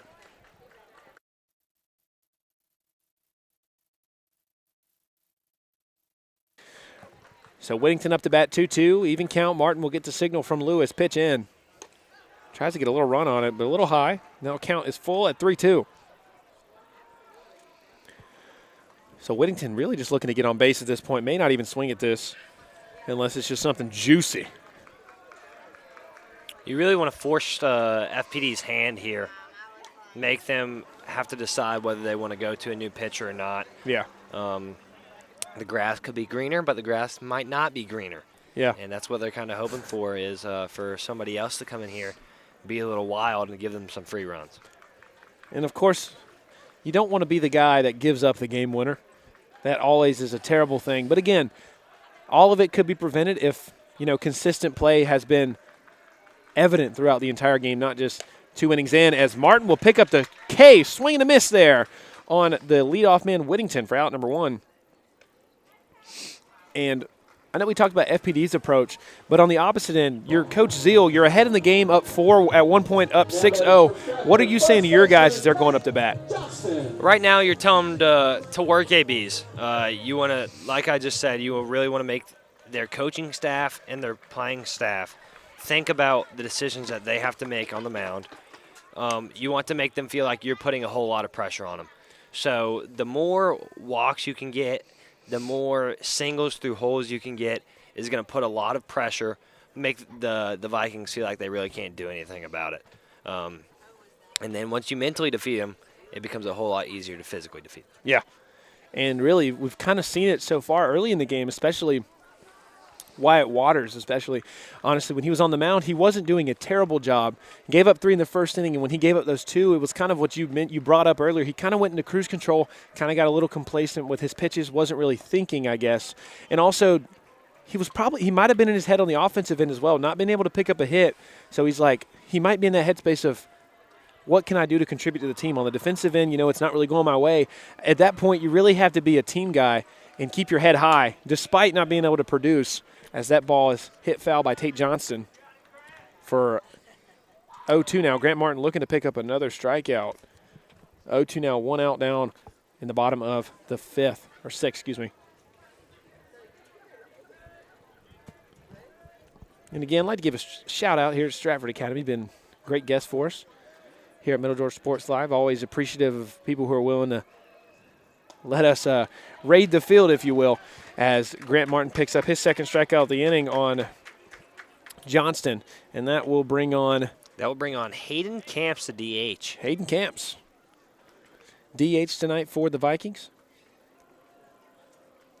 Again, Stratford's been an excellent host for us tonight. They've been very gracious towards us and providing everything that we need, whether it be from internet or just a place to set up. They've been excellent hosts tonight, so we give a shout-out, and our good graces are extended over to the staff here, the athletic department, everybody here at Stratford Academy. On behalf of Middle Georgia Sports Live, we'll say thank you as that first pitch is in from Grant Martin.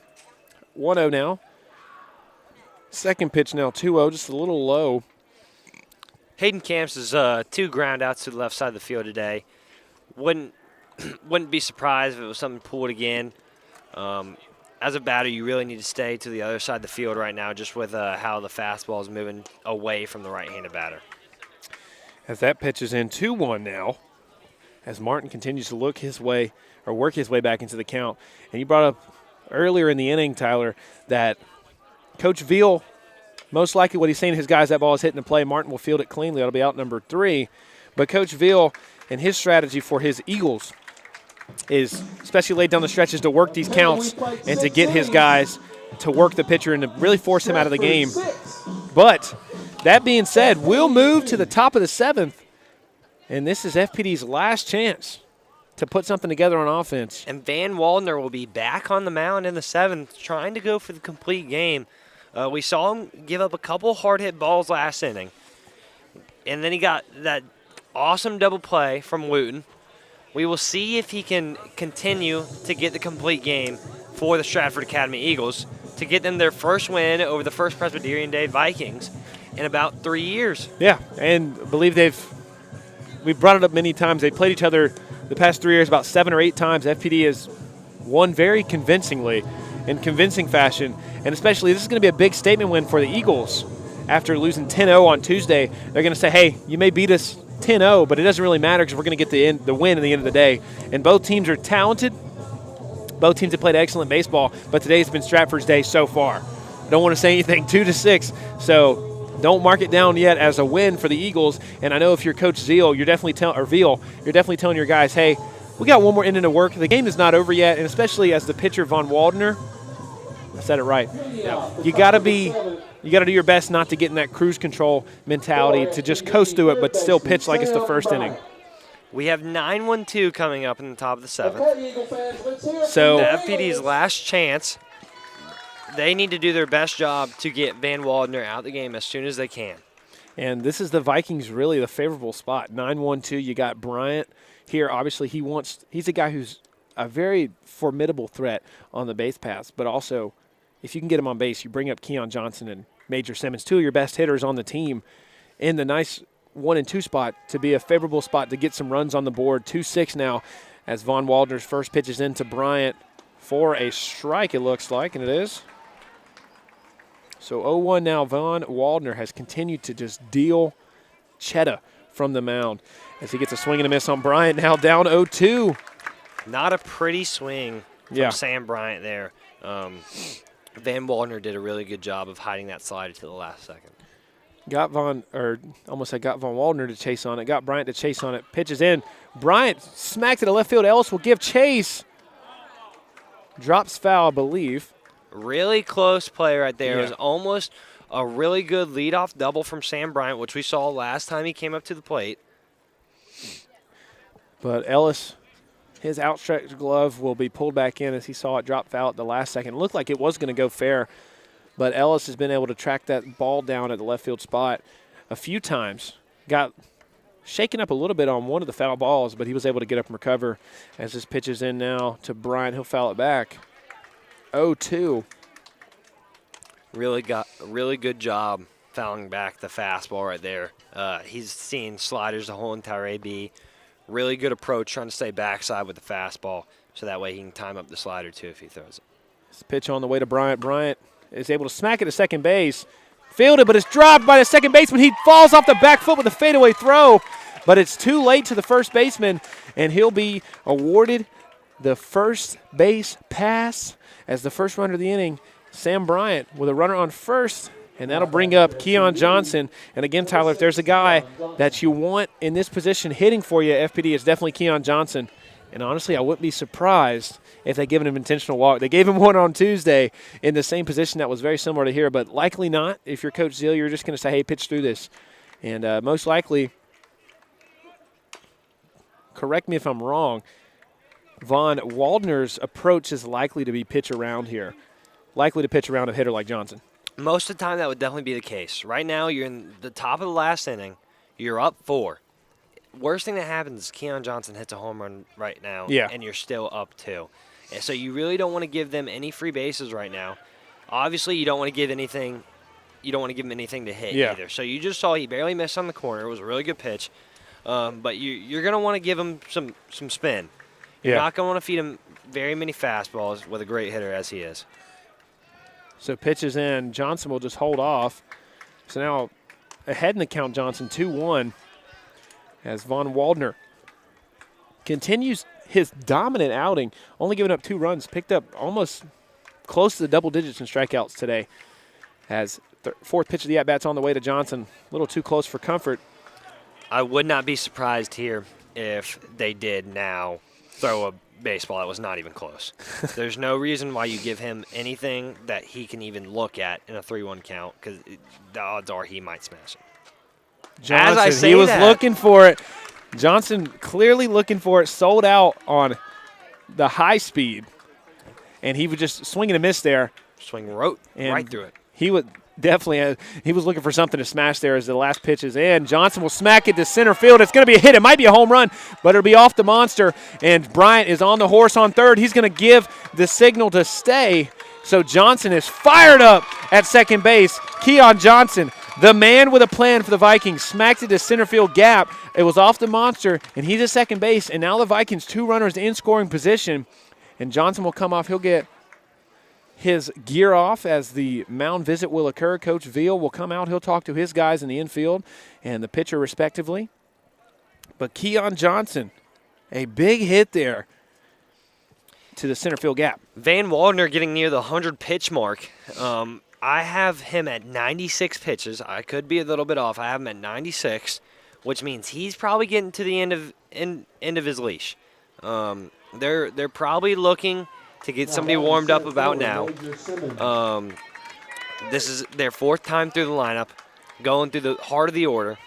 Not where you want to mess around. Not where you want to run out of gas. Not at all. And no outs either. And your next 3 batters you're facing are going to be Simmons, McHugh, and Waters.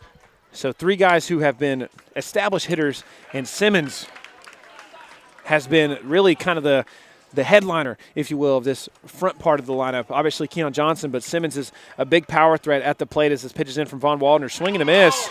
Wow. So 0-2 now for Von Waldner as he's ahead in the count. As he's ahead in the count on the hitter, Simmons. Simmons is looking to get something here as the Vikings look to rally with 2 runners in scoring position. Pitch on the way. Simmons swings and a miss, strike 3. Wow. So first strikeout now for the Eagles, Von Waldner. Not rattled or shaken up any way by that hit from Johnson.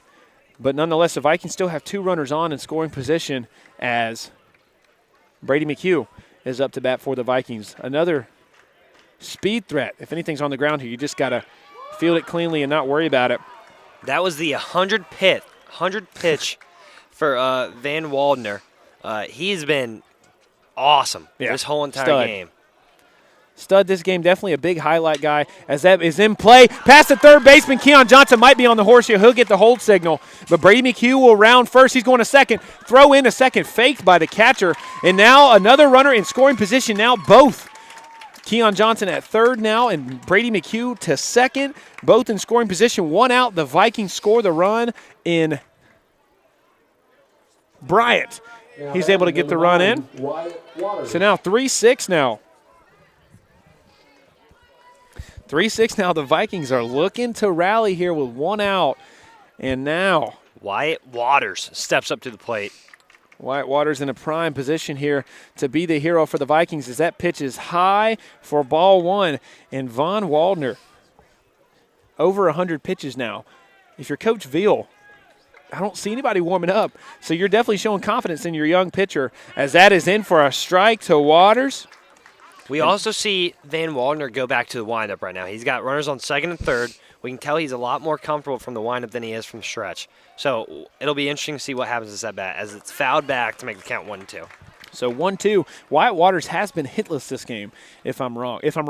Correct me if I'm wrong. He's gone ground out to second, strikeout. Yeah, so he's been hitless today. Obviously not the ideal, or you don't want to go hitless at all, but just the manner in which he's been hitless. 2 strikeouts, a ground out, a real big mental thing. So he's looking to come up big here. 1 out, but now he's behind in the count 1-2. Von Waldner from the windup, pitch on the way. Waters smacked it to right field. It's likely going to score both runners. Johnson rounds third. McHugh rounds third. Runner in. Waters is at second. He'll be in for second. He'll fire up his boys into dugout. 5-6 now as the Vikings are rallying back as they are steering the ship here in the 6th inning. 5-6. And now for the Vikings, after Wyatt Waters, is the catcher Tinsley Lewis. And Wyatt Waters, his first hit of the game, he comes up big for his guys. That 2-run double. And this looks like it will be the end of the night for Casey Van Waldner. Coach Veal will be going to his bullpen. Good move. We could kind of see him start to lose some gas there at the end. But what a great night from Casey Van Waldner. Just dominated putting his pitches in the strike zone. Yeah. Every pitch he had a lot of control of tonight, whether it was the fastball, slider, the changeup. He knew how to keep these guys off balance for most of the game.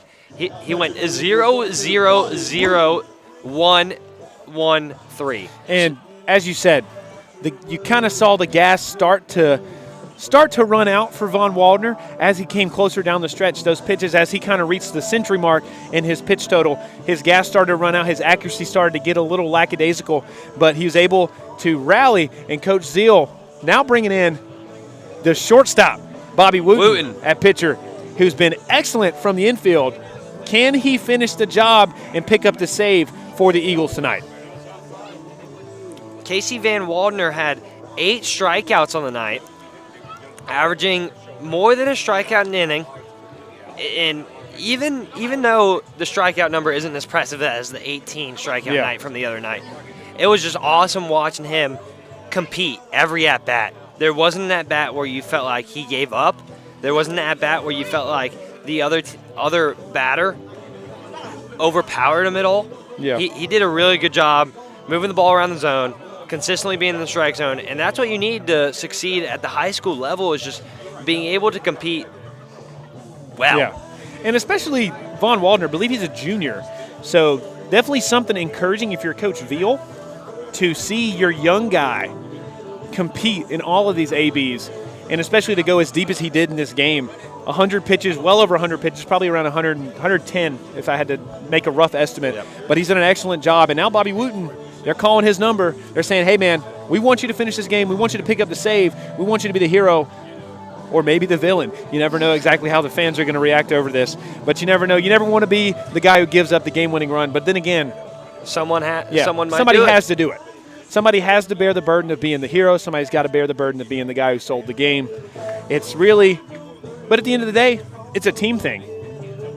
But baseball being the way it is, it gives and takes away, just like every other sport. Yep. It gives and takes away. With all the team sports, somebody has got to be the guy, again, the hero or the villain or the anti-hero, if you will, the perfect foil to the hero, as the catcher, Tinsley Lewis, up to bat now. We just saw Jet Johnson go meet with Wooten, probably talking to him about hiding signs, mixing up the signals so that the runner on second can't relay it to the batter, because the last thing you want to do right here is for him to know what pitch is coming to give him a hit. As that ball is passed, Johnson gets on top of it, but it's passed, and now the runner from second, Wyatt Waters, is able to move to third very easily with no struggle at all.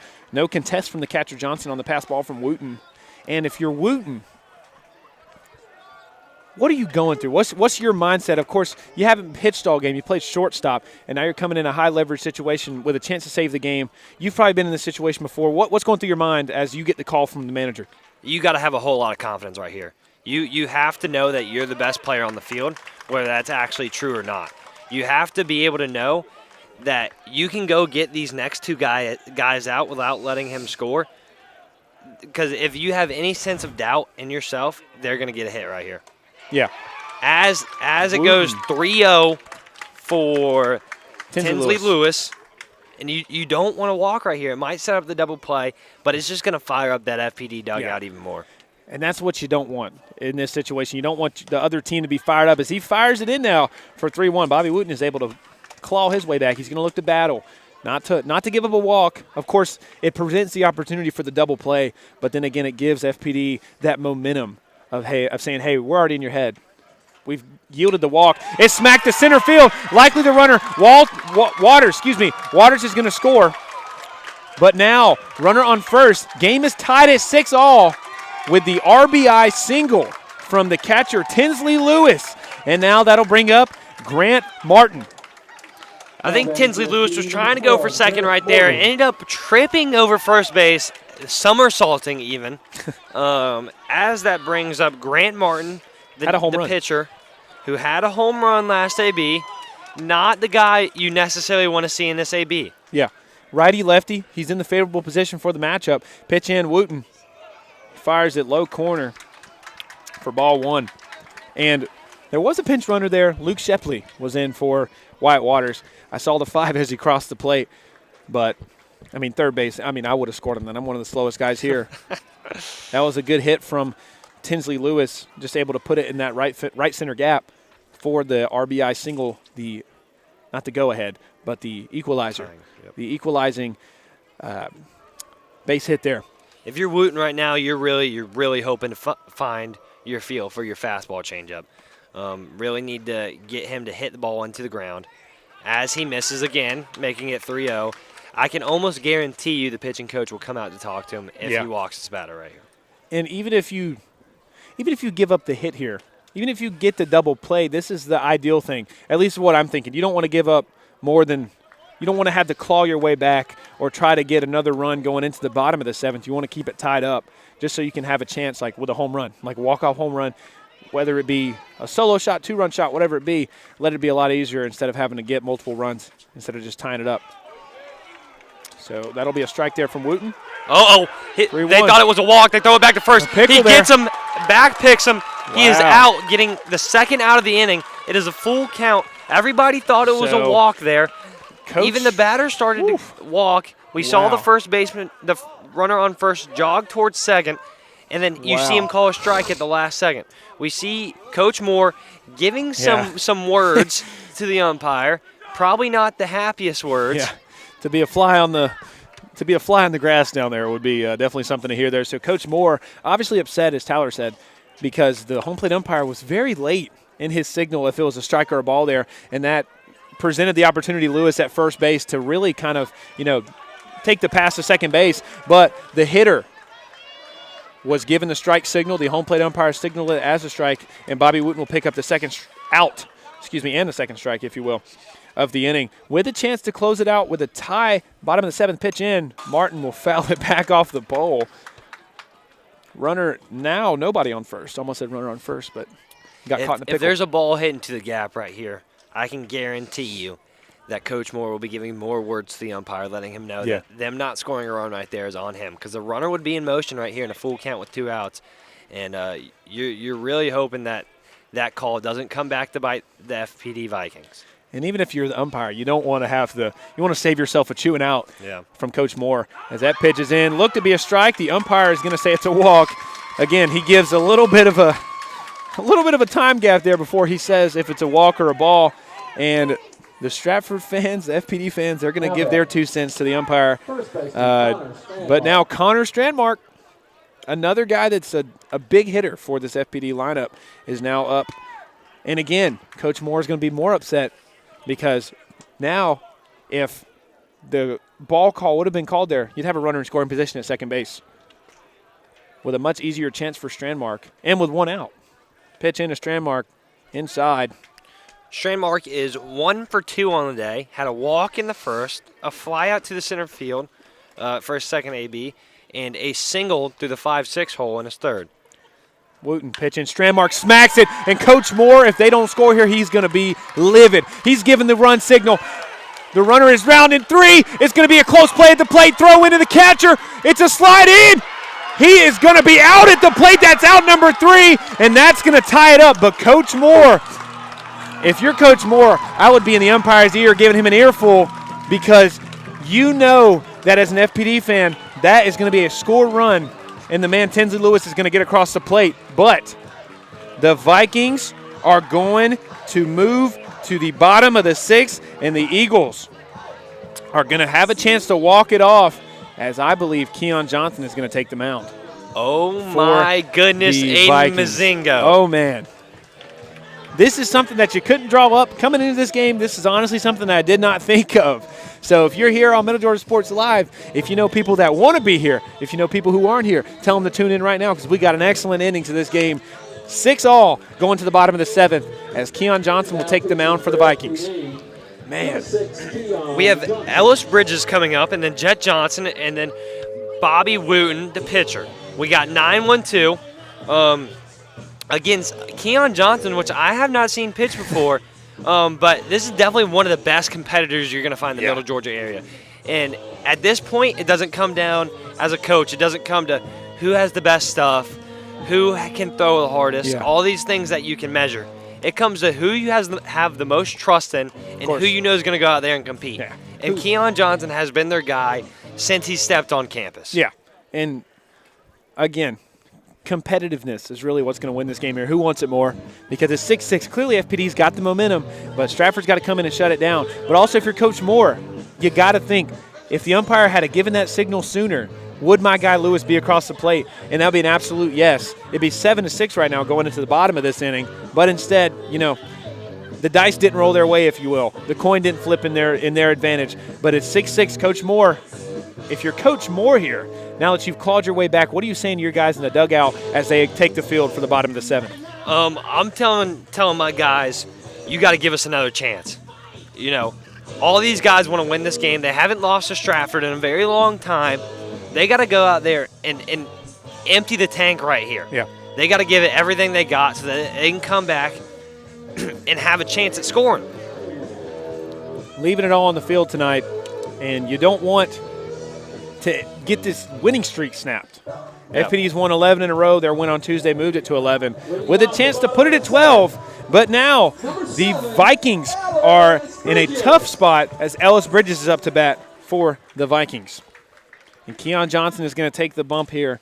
He'll take the final call, hopefully, for the Vikings as they look to keep it even as the Eagles look to walk it off here at the bottom of the 7th. And Keon Johnson in a prime position to be the hero as first pitch is into Bridges.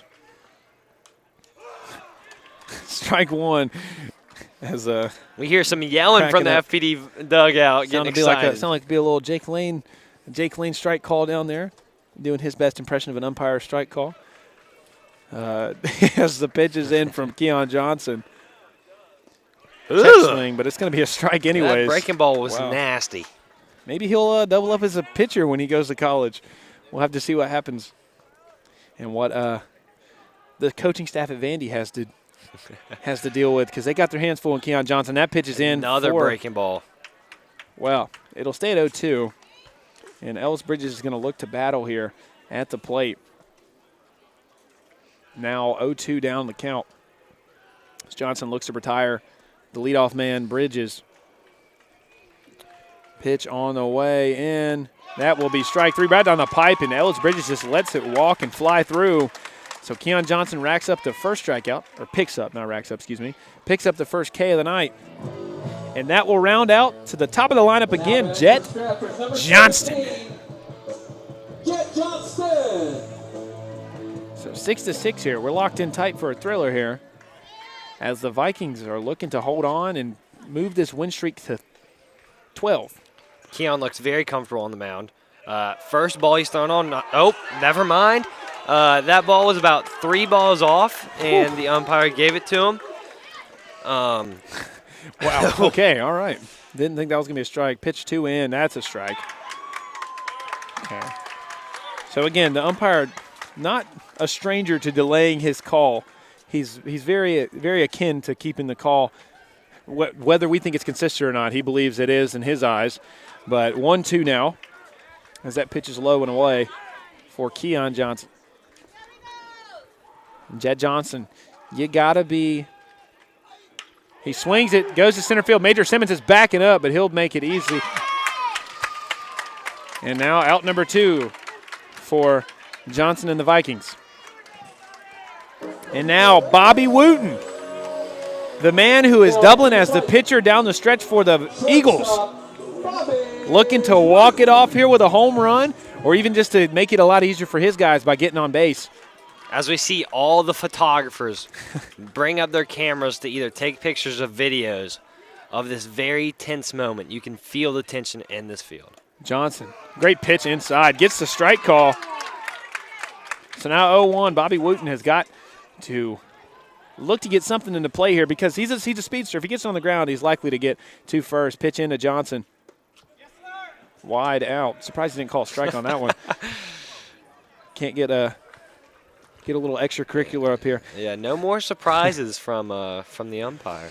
Pitch in from Johnson. Wooten will foul it wide. 1-2 now for the shortstop and pitcher, Keon Johnson. Keon slapping his leg right there, trying to get some more adrenaline in him. Really dial it up right here. Wouldn't be surprised with a high fastball trying to blow the doors off. So Johnson, pitch on the way. Call from Lewis inside. Wow. So at this point, I mean, obviously you're Johnson on the mound. You got to be careful to not let your emotions get the best of you and pitch emotionally rather than pitch how you should pitch. For sure. Because sometimes when the emotions take over, you're just throwing fastball, really.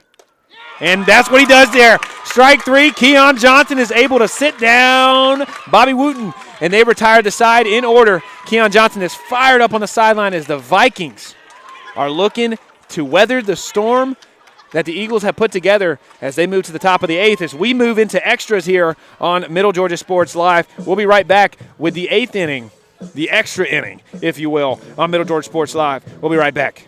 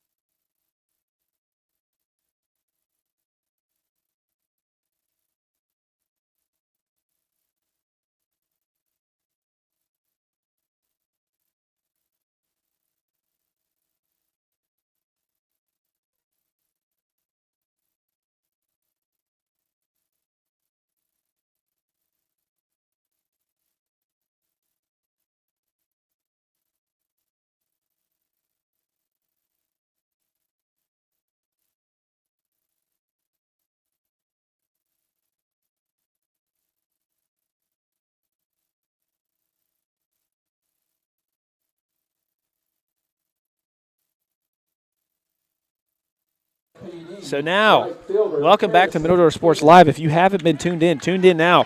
Get your TVs tuned to Middle Georgia Sports Live on TV, if you guys still watch TV these days. 6-6. Top of the 7th now. Top of the 8th, excuse me. Bobby Wooten on the mound, pitching to Harrison Keenan as the Vikings have rallied late, but it's really put them in unfamiliar territory. Me and Tyler were talking about this, and Tyler's got all the stats for how the Vikings have not played in a lot of extra inning games. Go ahead and tell us about that. Yeah, FPD hasn't played in any extra inning games this year. A lot of their wins either come by run rule or just heavy domination. Stratford has been in one extra inning game. It's gone to 9 innings. They scored 5 runs in the top of the 9th. So not a team that's scared of this moment. Yeah. But I will say they are probably scared of who's coming up third to bat this inning, and Keon Johnson. They're going Harrison Keenan, Sam Bryant, Keon Johnson. You really want to get a quick 2 outs. So, and I wouldn't be surprised if they work around them. Yeah, but Stratford not a team that's scared of the moment. So 8-9-1 in terms of batting order and who's coming up. And Johnson, of course, is going to be the headliner guy to be the most, I guess, opposing threat for the Vikings and for the Eagles as the go-ahead pitch is in. It'll be inside. Walk for the leadoff man, Keenan. So Keenan will be the first runner on for the Vikings as we got a runner on first now. 6-6, top of the 8th. Looks like it may end up being a 9-inning game anyways. But, again, you don't want to be the person to jinx it. And I feel like I may have jinxed the Eagles as they moved into that 6th inning. It was 2-6, and I was like, hey, game's almost over here. And lo and behold, here we are, the 8th inning now, going into this, which has been a really good game, though. You can't ask for a better ending here. Fly ball into foul territory. First baseman, right fielder, get over there. It will land out of play. It has been a thriller here at Bobby Henley Field, as I've gotten a text from one of our good buddies, Aiden Sweener, saying, what a game, and what a game it has been. 6-6 ball game. It was 6-0, 5-0 at one point. And it felt like the Vikings were out of it. They put up one in the top of the 5th, and then the Eagles responded with another one. And then in that top of the 7th inning, they scored 4. As 4 goes to bunt, Sam Bryant bunts. Look for double Wooten throws it to second. Bryant is going to be safe at first, I believe. Are they going to call him safe? Are they going to call the runner safe at first? I don't know if they were safe upset about at first. So Coach Veal is going to come out. He's going to give the referee, the umpire on the end, the first base line, he's going to give him an earful, say, hey, man, it looks like my guy was safe. Again, I couldn't see it, so I don't know. I'm pretty confident that the umpire got that right there. What a play by Wooten, though. Heads up. We see him, the shortstop, come to the mound and still have that shortstop-like play. That was not the best bunt, right back to him. That's a play that you practice every day. That's a play that during bunt defense, that's something that gets ran a lot. If it's right back to you as a pitcher, you have to have that natural instinct to go straight back to second. Yeah. And, of course, Wooten being the shortstop, that definitely helps him in that situation to be able to turn and make that play quickly at the throw on second. So Coach Veal is still going to give the umpire an earful as the FPD faithful are, calling for the ejection of the beloved manager, who is one of their own, actually. So you either die a hero or live long enough to see yourself become the villain. And Coach Barry Veal may have become the villain here for the FPD fans. As we hear the student sections go right, left, as he walks back to the dugout. But I understand why he's mad, because this brings up Keon Johnson, and you really want to work around him if you got to 2 outs. But now you got to run on first, and you don't want to put him in scoring position by walking him. So it'll be very interesting to see what they do here with Keon Johnson at the plate. That is so funny. Like the right, left thing. That made me laugh. But again, that's the joy of being at a high school baseball game. Sometimes that a lot of people don't understand that are fans of college sports. When you're at a high school game, is so the environment, the atmosphere is just so raw, so personal. And really it is, because college, you got all these regulations, you can't say certain things. In high school, I know there's like regulations and things that are kind of quote unquote put into effect as that pitch is in, to kind of monitor what the people can say. But honestly, at the end of the day, very lightly enforced. Yeah, you can't really say anything to high schoolers that are just, again, they're not really being mean. Nothing they're saying is in poor taste. It's just like the spirit of competition as that pitch is in for ball 3. It will move to 3-1 here. I will be very surprised if he gets a fastball here, Aiden, because that could give them the lead. And Johnson, I believe, is 3 for 3 on the day. 3 for 3, 4 for 4. 3 on the day. Johnson smacks it up, left center field. Johnson's going to get under it. Johnson to Johnston, as that'll be out number 2. Out number 2 now for the Vikings. Runner on first and Bryant. And now Major Simmons in a big situation here with a chance to make a big play for the Vikings. We heard everybody hold their breath the second he hit that. Everybody was expecting a big hit right there from him. He got a little bit under it. Let's see what Major Simmons can do right here with 2 outs. So Major Simmons, again, no stranger to the home run ball, has been a long ball threat for the Vikings as that pitch is in. Strike 1 for Bobby Wooten. Major Simmons is having a rough night tonight, 0 for 4 with 2 Ks. Let's see what he can do here in extra innings. Bobby Wooten gets the sign, pitches in. Simmons is going to hold off on that. It'll be inside. The umpire will wait again. You never know, man. Feels like you never know. Playing the Jeopardy music every time the umpire is making the call there. You don't really know how long you're going to have to wait.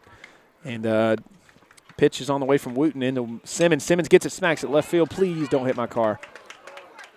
Oh, hopefully that wasn't my car. I see why there was open parking spots over there now.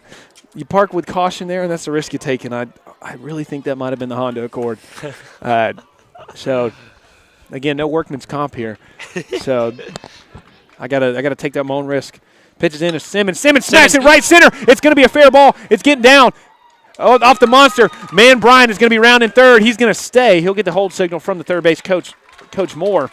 Wow. So Major Simmons comes up big in a major way here as the Vikings now have runners at the corners in Bryan at third in prime scoring position in Simmons at first, and now up to bat is the big man, the speedster, if you will. Number 7, Brady McHugh, had a big hit in the 6th inning, or the 7th inning, I believe. The 7th inning to really spur that scoring barrage as the pitch is in and McHugh. McHugh will round it to first, and that's going to be the end of the inning. And we're going to move to the bottom of the 8th here in extras on Middle Georgia Sports Live.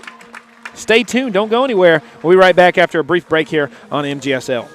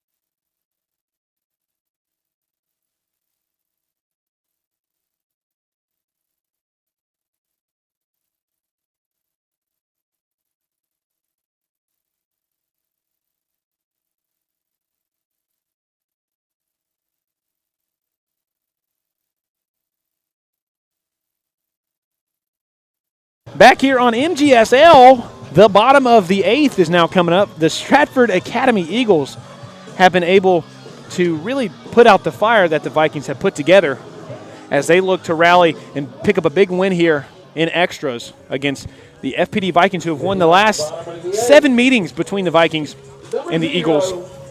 So Brooke Stella now up to bat for the Vikings, and Keon Johnson is up to bat. Up to pitch on the mound. First pitch in, Johnson's going to get strike 1. Change-up on the outside corner. I'm definitely not surprised by that with Brooks Stella going yard in the first inning. He's hoping to do it again here and send the Stratford Academy fans home happy. Second pitch on the way. He's going to get a strike call on that. And the Viking faithful are going to be happy, and the Stratford Eagles are they're letting out the war cry, if you will, the war screech, as that ball looked to be going a little inside. Yeah, I mean, Stella had to, bounce back from behind the plate. Anyway, ball 3, and Keon Johnson doesn't get the strike call. So backdoor breaking ball right there. That was beautiful. Back over the plate. I thought it was a strike, but the umpire has kind of been making his own strikes on today. Well, that looked like a strike 3 call, and he's going to get it there. He'll ring up the batter Stella for strike 3. He'll catch him looking backwards. Stella will give a little bit of a farewell, I guess, to the umpire as he heads back to the dugout. And now out number 1, Coach Veal is going to, he's going to talk to the umpire again, and the FPD faithful, we're probably going to hear a right, left chant as he heads back to the third baseline. But until then, he's going to give an earful, and he's going to state his case to the home plate umpire, who has seen a lot of hand movements down there. Wouldn't be surprised if he gets tossed right here. He's talking with his hands. Once you start talking with your hands, as the home plate umpire, it's kind of up to your discretion if you want to throw the guy out or not. And he is getting the right, left back to the third base coach's box, where he did for a second. It's so funny for me, and I try to stay composed up here, but that'll make me laugh every time. But anyways, Stella is retired. In steps Jackson Justice, another big power guy for the Vikings, as that's strike number 1 again. Keon Johnson, the electric arm, if you will. He's faced 4 batters. 3 of them have struck out. And he has been he's mowing them down. As you can hear coming from either the FPD dugout or the FPD fans, before he even let that ball get to the plate, they yell, "Thank you." That's how lights out he's been this past inning. And that's going to be strike number 3. And it seems, I may have been mistaken, but I'm pretty sure Keon Johnson called the pitch before he even threw it. Pretty sure he said strike 3 on the pitch throw. So, again, the confidence of the guy on the mound. Of course, if you've been playing shortstop all game, you're fired up. You got the go-ahead run for your team, and now you're on the mound showing, hey, I can't just hit the ball, but I can retire guys too when they're at the plate. First pitch is in, fouled back. Not in the direction of a car, thank goodness. Far away from the Accord. So now 1-0 as Jackson Justice has retired Colton Whittington, not Lincoln, checking in. Or not checking in, up to bat. This is Tucker Johnson. So Whittington hits Tucker Johnson. Okay. This is Tucker Johnson. Goodness. It was Jackson Justice who just got retired via the strikeout. He now has 0-2 on Tucker Johnson. Keon Johnson looking to strike out the side. So Johnson gets Johnson to Johnston. Gets the wind-up going. Gets his signal from his catcher. There's going to be a pop the second he releases the ball from the fans. So ball 3 now, or ball 2, excuse me, 2-1 now for 1-2 now. Or 1-2. Gosh, bro. It's all right. Hold on, 1-2. It's getting late. It is, man. We're going to see Keon Johnson go with the backdoor slider here. I'm lying. Hit up, and that's likely going to be a play. Major Simmons is going to come up and make the play. Out number 3, and we're going to go to the top of the 9th now. Where Stratford Academy is not, they are not in unfamiliar territory right now. They have been here before. They need to get back to the plate with no runs given up. They've gotten through the hardest part of the FPD lineup. I'm wondering if Coach Moore of the FPD Vikings is thinking about sending anybody up to pinch hit. Yeah. It's getting late in the game. The Stratford Academy team might found some holes in some people's swings. Might send somebody new up there like a Jake Lane.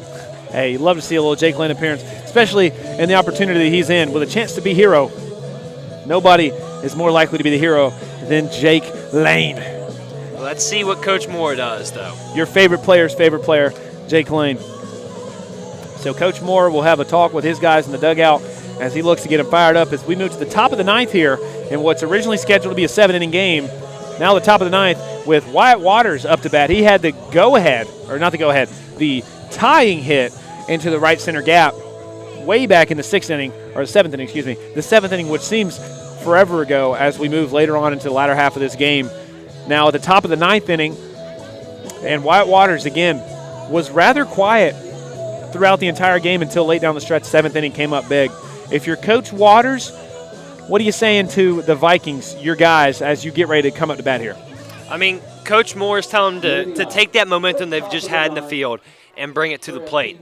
There's no reason to lose that electricity, even though they've struggled last inning to score. They're wanting to bring that momentum with them. Probably watch the first pitch and go from there. As that gets inside, doesn't look to be it was a swing anyways. Can't really see. Yeah, not really, but 0-1. Nonetheless, 0-1 count now for. So we'll wait to see. I believe it's a strike. It should be 0-1. Yeah, it is 0-1. So 0-1 now. Second pitch in, Wooten. That'll be ball 1. So now even count at 1. And the Vikings, it does help that Keon Johnson sat down all 3 batters on outs, as that's a swing and a miss from Wyatt Waters. Now 1-2. Johnson with 2 strikeouts last inning in that pop-up. So definitely the favorable thing that you want that'll keep the momentum in your favor for the Vikings as the go-ahead pitch on the way. Low. Now 1-1 or 2-2, excuse me. Even up now for the hitter Waters. Really hoping that the Augusta commit here can step up big for his team. Get on base. Let some other guys work. Don't need to do anything super special right here, just to pass the baton.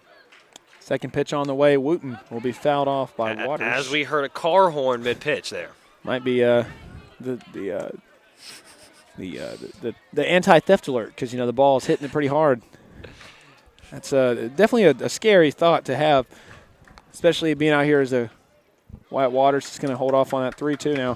But, yeah, definitely park with caution.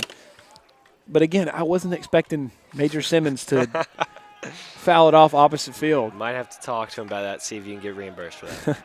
But, and, again, I don't know if it's my car. Hopefully, you don't want anybody's car to be hit as the go-ahead pitch is in. Off his own foot in the box, so it will be a foul ball. So still full count here. And got to tell you, as the night continues to progress, that concession stand. It's starting to smell really good. I was thinking the same All of a thing. sudden, like I haven't been able to smell it all game until, it's coming up on 9:30 now. Haven't been able to smell it at all until now. As the pitch is on the way. Waters will hold off. Now he'll get the walk.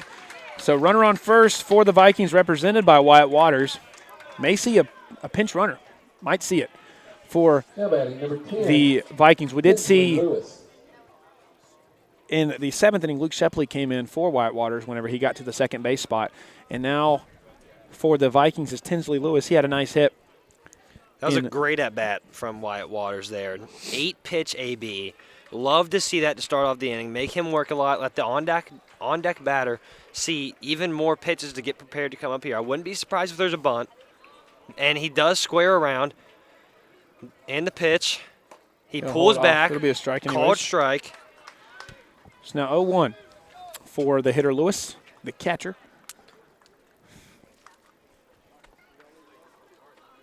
So 0-1 count. Let's see if he squares around again. Would not be surprised at all. He does not. Lewis is going to hold off, and, the umpire is just being very generous tonight with his strike zone. And, again, that looked to be a strike anyways. Again, I'm no umpire. I have umpired a few, 5th and 6th grade games.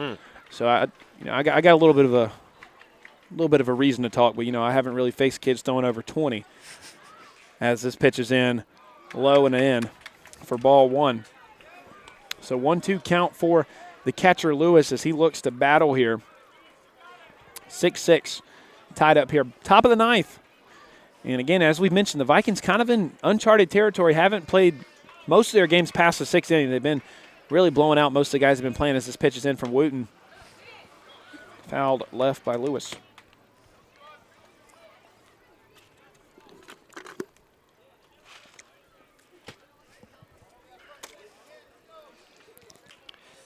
Wyatt Waters on first base.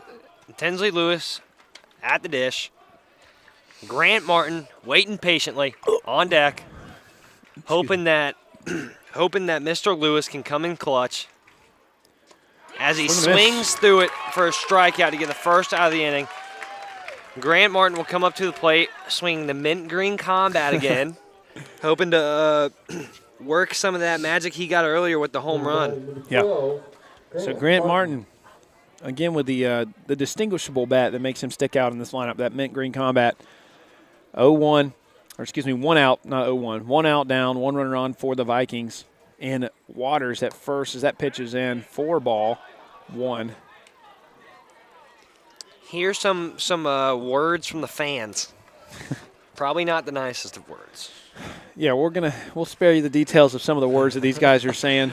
But we'll put it at definitely not safe for work. As this pitch is in, Martin will single it into the gap between first and second, and Waters will be in safely at second. May see a pinch runner now from Coach Moore. We'll see what he has here in store for the Vikings. But now a runner in scoring position now for in Wyatt Waters. Strandman. Connor Strandmark up to bat in a good position here to draw in some runs. 2 for 3 on the day. Walked his first at bat, fly out to center field, single through the 5-6 hole, and then a double into the left center gap. We see either Coach Veal or the pitching coach out to talk to his pitcher Wooten and his catcher Johnson. Could be talking some strategy, could be talking some trying to encourage him, give him some confidence. Could even be talking about what's the plan with mixing signs and making sure that the runner on second isn't able to relay. Because like I talked about earlier, the last thing you want to lose this game on is because the batter knows what pitch is coming.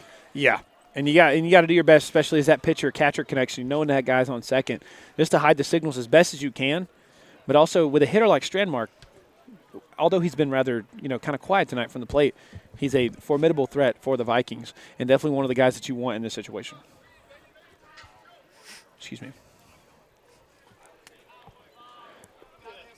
But, again, you don't want to be the guy to leave him on base and be known as the Strand Man rather than Strandmark. That was a good one, Aiden. So, here we go. So, Strandmark, runner on second in scoring position in Waters. Wooten first pitch in. That will be strike 1. The Strand Man.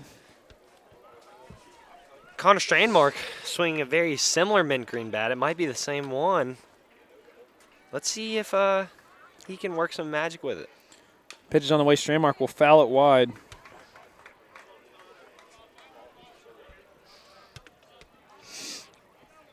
So that'll be a 1-1 count, I believe, or 0-2 count, excuse me. And so the umpire thought he was checking his glove for a second. I was like, all the way out there to give him the ball. I was like, dang, there's no ball boy for the Vikings. Bobby Wooten was the ball boy for the Eagles early on in the second inning. The Vikings, maybe it's a mental thing. They don't want to show, hey, we're being nice to you right now. Most of the time, the tradition is the home team takes care of the baseballs and will run them out to the umpire. If there's a foul ball directly towards the dugout, then the away team might bring it back to the umpire, but most of the time it's the home team that takes care of it. So 0-2 now, pitch in. Strandmark, that'll be a strike. That will be strike three. So Bobby Wooten catches the Mercer commit looking for the backward strikeout. As now, number 4 for the Vikings, Harrison Keenan. My goodness, Connor Strandmark was just the one that just hit the Strand man. Harrison Keenan now up to bat. 2 outs. He's in a big situation here. 1 runner in scoring position represented by Wyatt Waters and 1 at first in Lewis. As the pitch is in from Wooten on the way, that probably is going to be a strike, but it's going to be a ball. Never mind. Premature call there. So 1-0 now. The Viking faithful cheering on their guys as they look to pick up a big win here after being down 5-0 to the Eagles. Wooten's pitch is in. That is going to be ball 2. So 2-0 now. Again, the game at Tatnall, Braden Holder. They wrapped up. He's already here. So with the camera. Another great photographer. Big B Visuals has made a appearance now. We didn't think he'd be able to make it, but, we didn't think this game would go to extras. As that ball smacked in the center field gap. That might be a home run. It's deep. It's back. It's off the scoreboard. That's going to be a home run. Number 4, Harrison Keenan comes up big for the Vikings late down the stretch with a big 2-run shot. That'll bring in the runner, Tinsley Lewis, and it'll also bring Harrison Keenan across the plate. The 2-run home run is the go-ahead for the Vikings. Potentially the dagger here for the Vikings as they have successfully steered the boat back in the direction of the Vikings. And the Viking faithful are livid. They are on their feet. They are cheering on their guys as Harrison Keenan has just hit the 3-run bomb. 3-run bomb. 2 runners in scoring position. So I'm a little slow on the call. That's all right, though. 6-9. 3-run shot there from Harrison Keenan. Wyatt Waters scores from the walk to start the inning, and Grant Martin scores on the single he had to the right center gap. So the hitter, Harrison Keenan, will clear the bases. Sam Bryant will come up to bat now, kind of in a, of course, not as a higher leverage situation, kind of a lower pressure. You don't really have much to worry about now. 9-6 now the Vikings score on that 3-run home run by Harrison Keenan. And you really need to get this guy out because then you got Keon Johnson coming up. Yeah. That's their 5th time through the lineup if they get there.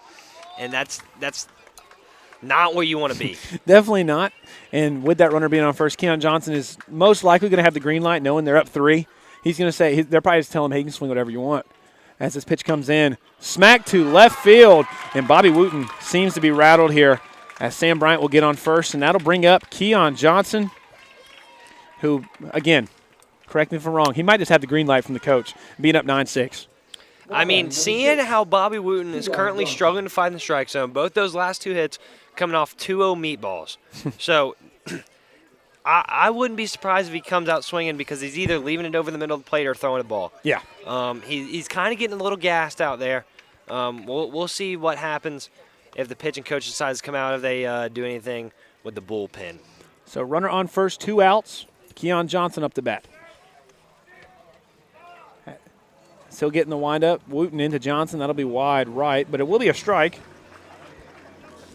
As I have ran out of spaces on my scorecard to keep the score. This is their 6th time through the lineup, excuse me. Johnson's going to check swing. He'll get rug up on the strike tally. So 0-2 now.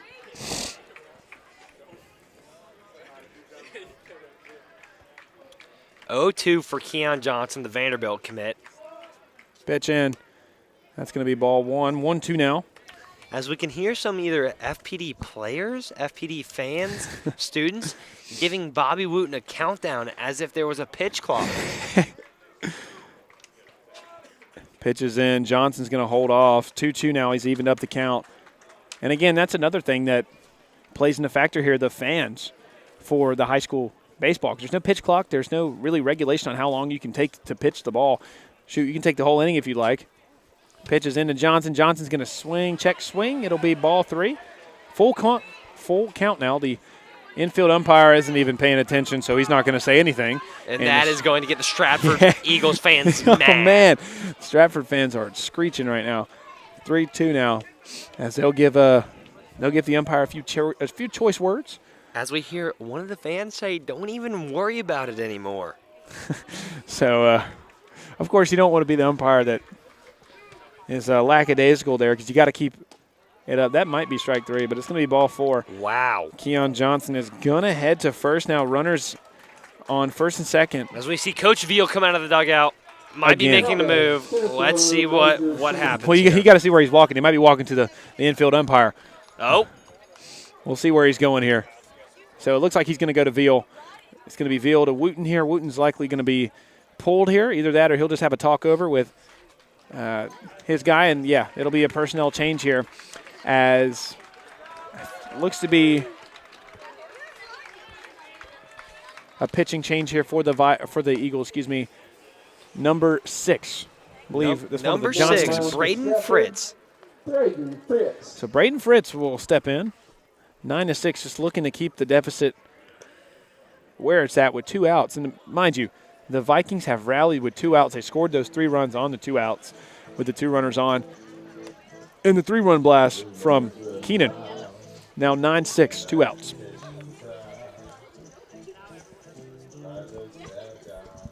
They'll get their warm-up pitch. Again, if you like what you see, Middle Georgia Sports Live, give us a follow on Instagram, YouTube, Facebook, wherever you get your social media from. Follow us on Instagram at MidGA Sports, Mid Georgia Sports. Again, that's MidGA Sports on Instagram, YouTube, Middle Georgia Sports Live, Facebook, also Middle Georgia Sports Live for all your coverage of sports here in the Middle Georgia area. And again, if you're tuned in, if you give us a follow, an Instagram subscription, a Facebook follow, a YouTube subscription, you wouldn't be able to miss out on games like this because you hate to be the person that gets home and you're like, hey, did you guys see the FPD Stratford game? And you're like, no, I wasn't tuned in. As we see, Coach Veal just got sent to the dugout by the umpire. It wasn't an ejection. In high school baseball, there are these things called restrictions, and he is talking with his hands again. He's back again. He just got told to go to the dugout. I'm not sure if that's the official restriction call or if that's just the umpire letting him know he's done. But Coach Veal is letting the umpire know how he feels. Yeah. As the catcher goes out to talk to Braden Fritz. And today's opening day. Yeah, So I'm going MLB. to give you guys a quick rundown as they talk. The Pirates lost to the Mets 7-11. Wow. Brewers beat the White Sox 14-2. Nationals beat the Cubs 10-4. Orioles beat the Twins 2-1. Red Sox beat the Reds 3-0. And we might come back to that if we get more free baseball. Let's find out. Braden Fritz, first pitch in, is smacked back foul. Almost close to us. I was looking to make a play.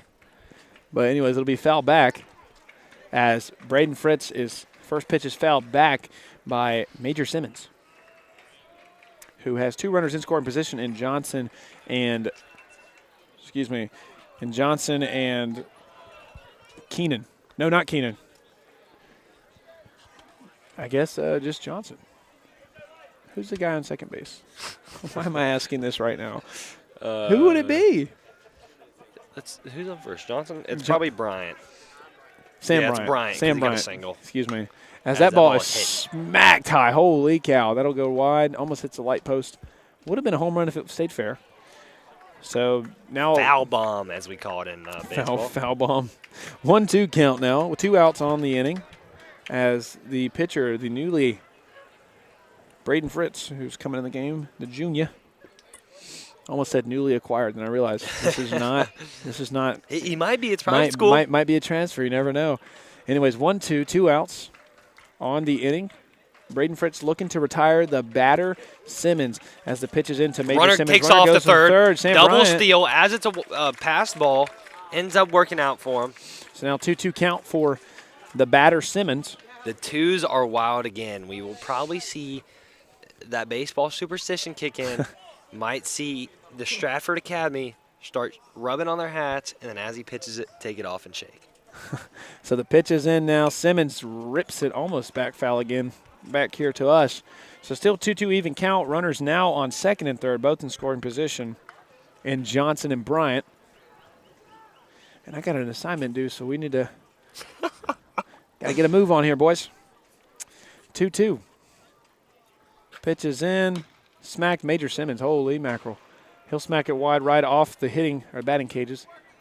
So still even at 2-2. Braden Fritz is still battling away here. And a really long at bat, especially for your first one. Braden Fritz coming on late. And you think, I mean, I'm just thinking ahead, bottom of the inning, you keep Keon Johnson in the game. Strike three there, Braden Fritz. I mean, he's been lights out. Get Simmons. They're going to go with who they trust, who they know is going to go compete, and that's all he's been doing. Yeah, he's this late in the game. Been excellent on the mound, but not only on the mound, but in the field and at the plate as a hitter. He's really been the complete total package here for the Vikings. As we move to the bottom of the ninth now, 6-9. The Vikings lead now, courtesy the 3-run home run of the outfielder Harrison Keenan. He brought home the runners. As the runners were Grant Martin and Wyatt Waters, but we just saw Coach Veal meet with his players. Very quick meeting. Probably something along the lines of what we've already said, where we've been here before, guys. Yeah. We know we can go get this. 3 runs is nothing in high school baseball. It can come and go like that. So they really need to get the leadoff guy on. The odds of you scoring in this type of a ball game, getting the first out really quickly, goes down a whole lot. Yeah, and especially with a guy on the mound who's been efficient as Keon Johnson. I mean, again, haven't seen him pitch, but again, what I've seen, he's been efficient. I think he's got 4 or 5 strikeouts and 8 batters faced, or 9 batters faced. So, or 6 batters. He's faced 6 batters. I believe he has 4 strikeouts. 4 strikeouts and 6 at bats. We're going through the bottom half-ish of the lineup. Colton Whittington will be your first batter, and then Tate Johnston, and then Hayden Camps. So the bottom half of the order for the Eagles, Colton Whittington, not Lincoln. Colton Whittington up to bat with the chance to be the hero here. Bottom of the ninth, Keon Johnson looking to shut it down and get the save. The shortstop getting the save. He'd be getting the win, actually. Oh, yeah, he'll get the win because they got the go-ahead home run by the man, Harrison Keenan. So 1-0 now, he'll start the count. Look here for him to possibly lose some adrenaline with the lead. He might start to overthrow a little bit as there's a fly ball into the left field. Picked cleanly. Out number 1. Caught cleanly by Roper. Brett Roper. Who is getting DH'd for today. By number 4. Number 4 is in the game in his replacement, who I believe, yes, Harrison Keenan, the guy who hit the go-ahead home run. Brett Roper started the game, but he was subbed out for Keenan. And, again, subbed out for the guy who hit the game-winning home run so far. I don't want to say game-winning yet. Don't want to jinx it. Last time I did, Stratford, good old announcer jinx. I don't want to have to bear that as the first pitch is in for ball 1. Looked like an auto take there from Tate Johnson. Very interesting. Probably trying to work his pitch count a little bit. Second pitch on the way. That will be a strike. Yeah. So 1-1. It is getting really quiet here. Yeah. At Bobby Henley Field. I can imagine once it gets to 2 outs, the FPD fans are going to get a little bit more vocal, as well as the Stratford fans, respectively, as that third pitch is in for ball 1. I feel like I'm commentating golf right now with really, we're honestly the loudest people in the stadium right now with how quiet, you've already mentioned how quiet it's gotten. As that pitch is in for ball, it starts to pick up as there's another late call from the umpire. It'll be 2. It should be 3-1 now, I believe. He has not made any friends tonight. So 3-1. Pitch is in. Up the middle of the gap, field cleanly by shortstop on to Strandmark. That'll be out number 2. And the Viking faithful getting a little bit more vocal here as the last chance for Stratford is number 2. Bobby Wooten, or excuse me, not Bobby Wooten, number 12, sorry, Hayden Camps, the DH. He'll step in with a chance to at least put something on the board here for the Vikings tonight, or for the Eagles. Getting into the 30-ish range with the pitch count here for Keon Johnson. As that pitch is in wide, ball 1. I could only imagine that this is going to be Keon Johnson's inning. Like, they're not taking him out unless this game gets tied up. They want to stick with their guy no matter what happens with these 2 outs. That second pitch is in for strike 1. So 1-1 now, and that was a little wide there, but he'll call a strike. 1-1.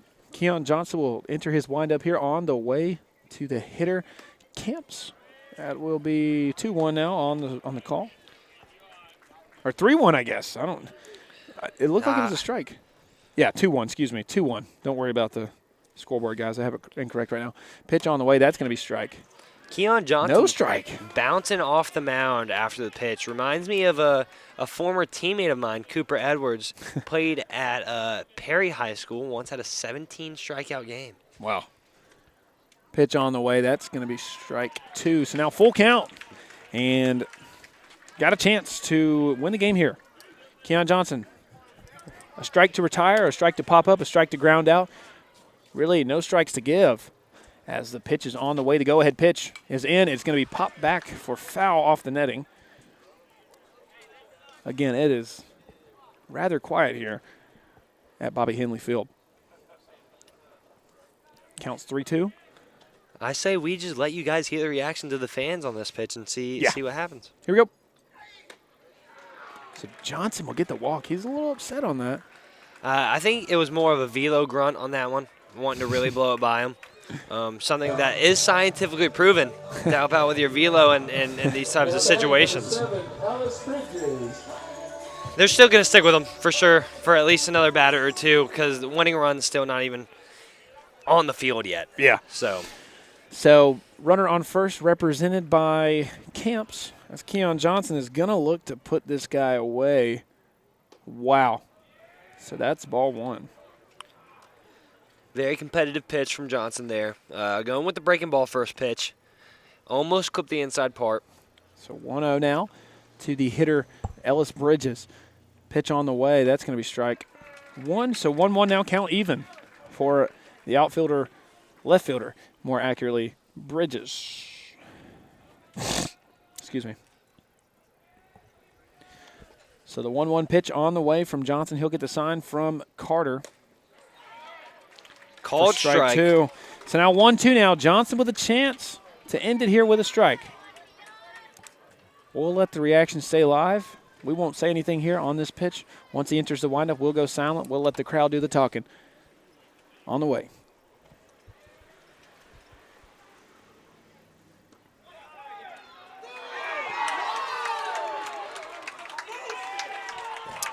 As there is the ball game on a questionable inside breaking ball. So that will do it. FBD keeps their streak alive as we see Gritty from the left fielder coming off the field. FPD continues their domination over Stratford Academy over the last couple of years. Keeps the winning streak alive. Wins their first extra innings game this year. So FPD will pick up their 12th game win in a row. And they got some few choice words to share, the Stratford fans do, and again, their disgruntledness is justified in that. But that being said, the Vikings come up big. Even bigger was Harrison Keenan stepping up, making a big play as the left fielder came in later in the game for Brett Roper, but hits the go-ahead home run to take the lead 9-6 as the Vikings come up victorious and move to 12 in a row, and they pick up their 8th win in a row on the Eagles of Stratford. But that being said, here at Middle Georgia Sports Live, Aiden Mazingo, Tower Knight, thank you for joining us tonight. Appreciate you. Love having you on the call. We'll have to get you back for some more. You've done an excellent job tonight. And from Bobby Henley Field at Stratford Academy, we'll see you guys next time on Middle Georgia Sports Live.